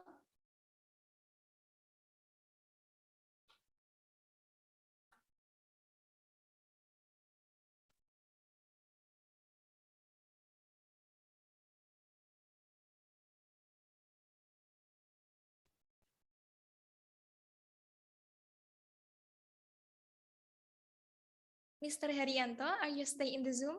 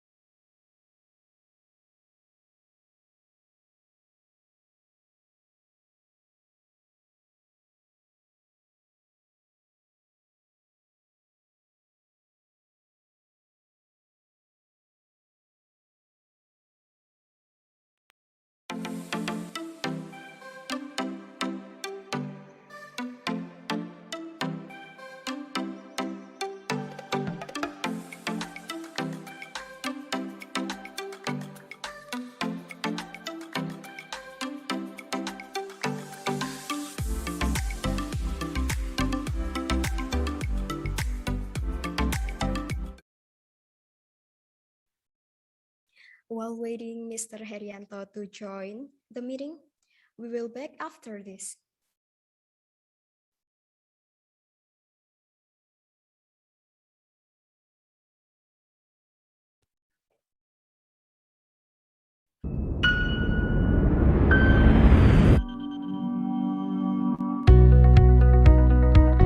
A campus from the best city in Indonesia. A city with a long history of struggle and heroism.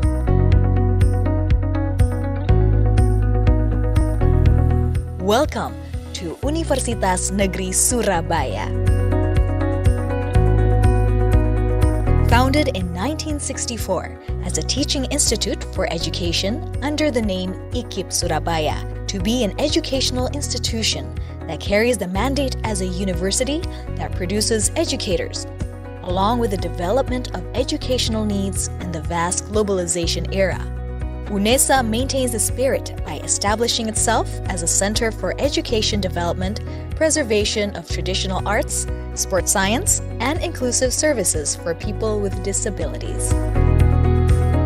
Growing to be a leading university, UNESA now manages 7 faculties, consisting of 73 undergraduate study programs and 23 postgraduate study programs.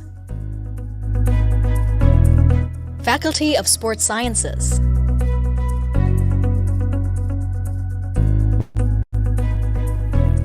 Faculty of Languages and Arts.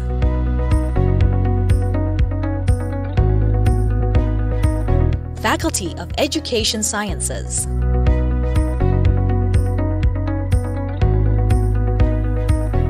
Faculty of Social Sciences and Law.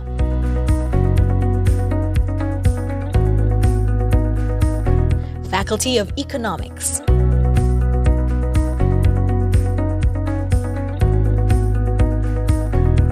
Faculty of Mathematics and Natural Sciences.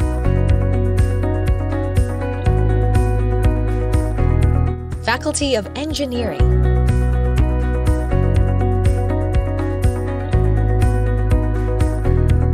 Postgraduate programs.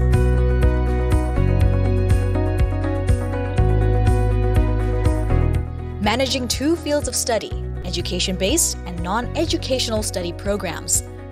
UNESA is committed to improving the quality of education, fostering scientific traditions in research, promoting the spirit of community service,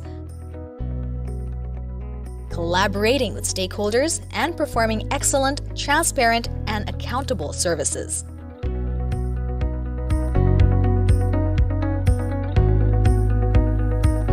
Assalamualaikum warahmatullahi wabarakatuh. Selamat datang di Universitas Negeri Surabaya. Di usia ke-56 tahun ini, kami dengan bangganya mengajak Anda untuk lebih dekat dan mengenal tentang UNESA.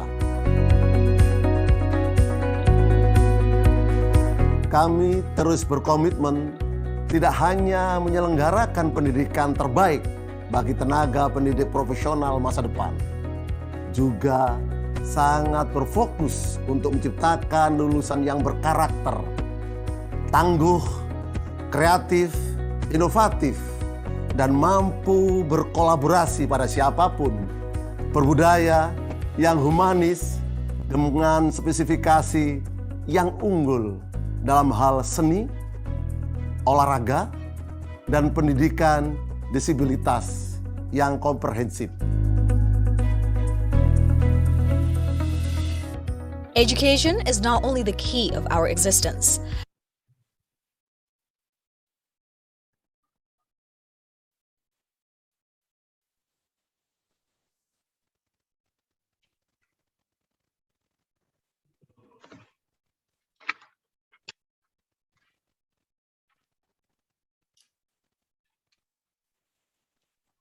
Because Mr. Harry has come, we will continue our session. Welcome, Mr. Harry. Yes. Okay, thank you.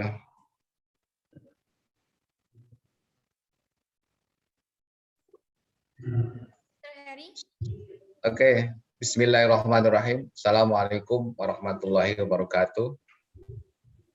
Good evening, ladies and gentlemen. Greeting to all of us. The Honorable Rector and his leadership of Universitas Negeri Surabaya, Dean of Faculty of Education and his leadership of Faculty of Education, Universitas Negeri Surabaya, all keynote speakers, distinguished guests and participants. First of all, I am as the Vice Dean for Student Affairs and Alumni of Faculty of Education, Universitas Negeri Surabaya, would like to thank the organizing committee for ensuring that the International Forum webinar, the role of education in the Society 5.0 era, could run well. Second, I would like to to thank to all keynote speakers who have delivered brief exposition about of the related topic as their expertise in order to share their inspiration with all of us in managing and developing international cooperation and during the pandemic. We also not forget to congratulate for our successful collaboration in summer camp between University of Human Development and Universitas Negeri Surabaya. Hopefully this partnership could be everlasting and fruitful for each university, also give the hook impact for others. The third, we are honoring this international forum can be a medium for partner university from within the country or abroad to convey their inspiration of pandemic learning, extraordinary innovation in the face of the COVID-19 pandemic and opportunities for further cooperation that can be established. We ensure that very input obtained from the international forum that have been implemented will be followed up wholeheartedly. Finally, Faculty of Education Universitas Negeri Surabaya has established strategic partnership with various domestic and foreign institutions and organizations that are spread across almost all continents, and today we have implemented with University Human Development and Content University in the international forum scheme. However, with the spirit of UNESA one step ahead atau satu langkah di depan, still has to foster a more comprehensive and global cooperation. This event may be over, but this is precisely the beginning of our long-lived partnership. Once again, thank you, terima kasih banyak. Assalamualaikum warahmatullahi wabarakatuh.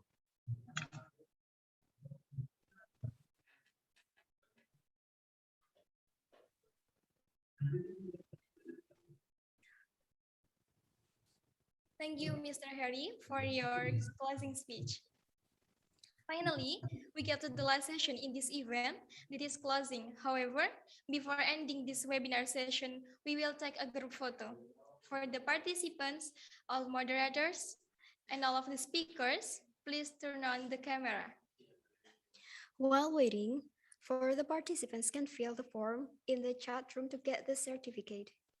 Once again, don't forget to fill the form in the chat room to get the certificate. Thank you.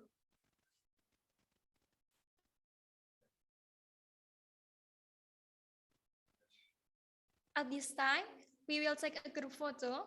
For the commit, are you ready? Yes. 1, 2, 3.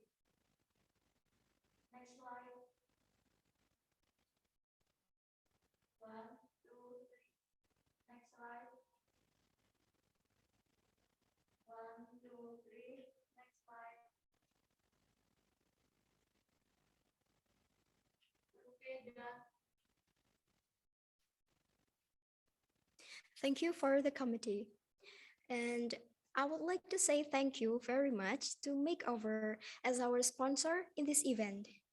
Makeover, beauty beyond rules. High Clips untuk semua. 20 warna matte lip cream. Bold, natural, vibrant, keren, intens. Semua warna bikin bibir kekinian setiap hari. Yuk gabung dengan High Clip Squad. Makeover Intense Matte Lip Cream. Makeover.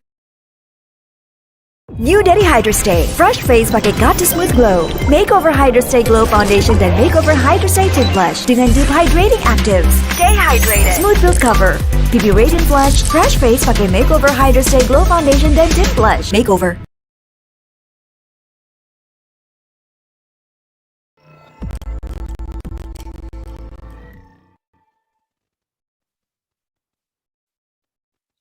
As the master of ceremony, we would like to say thank you very much to all of the speakers, moderators, and all attendances.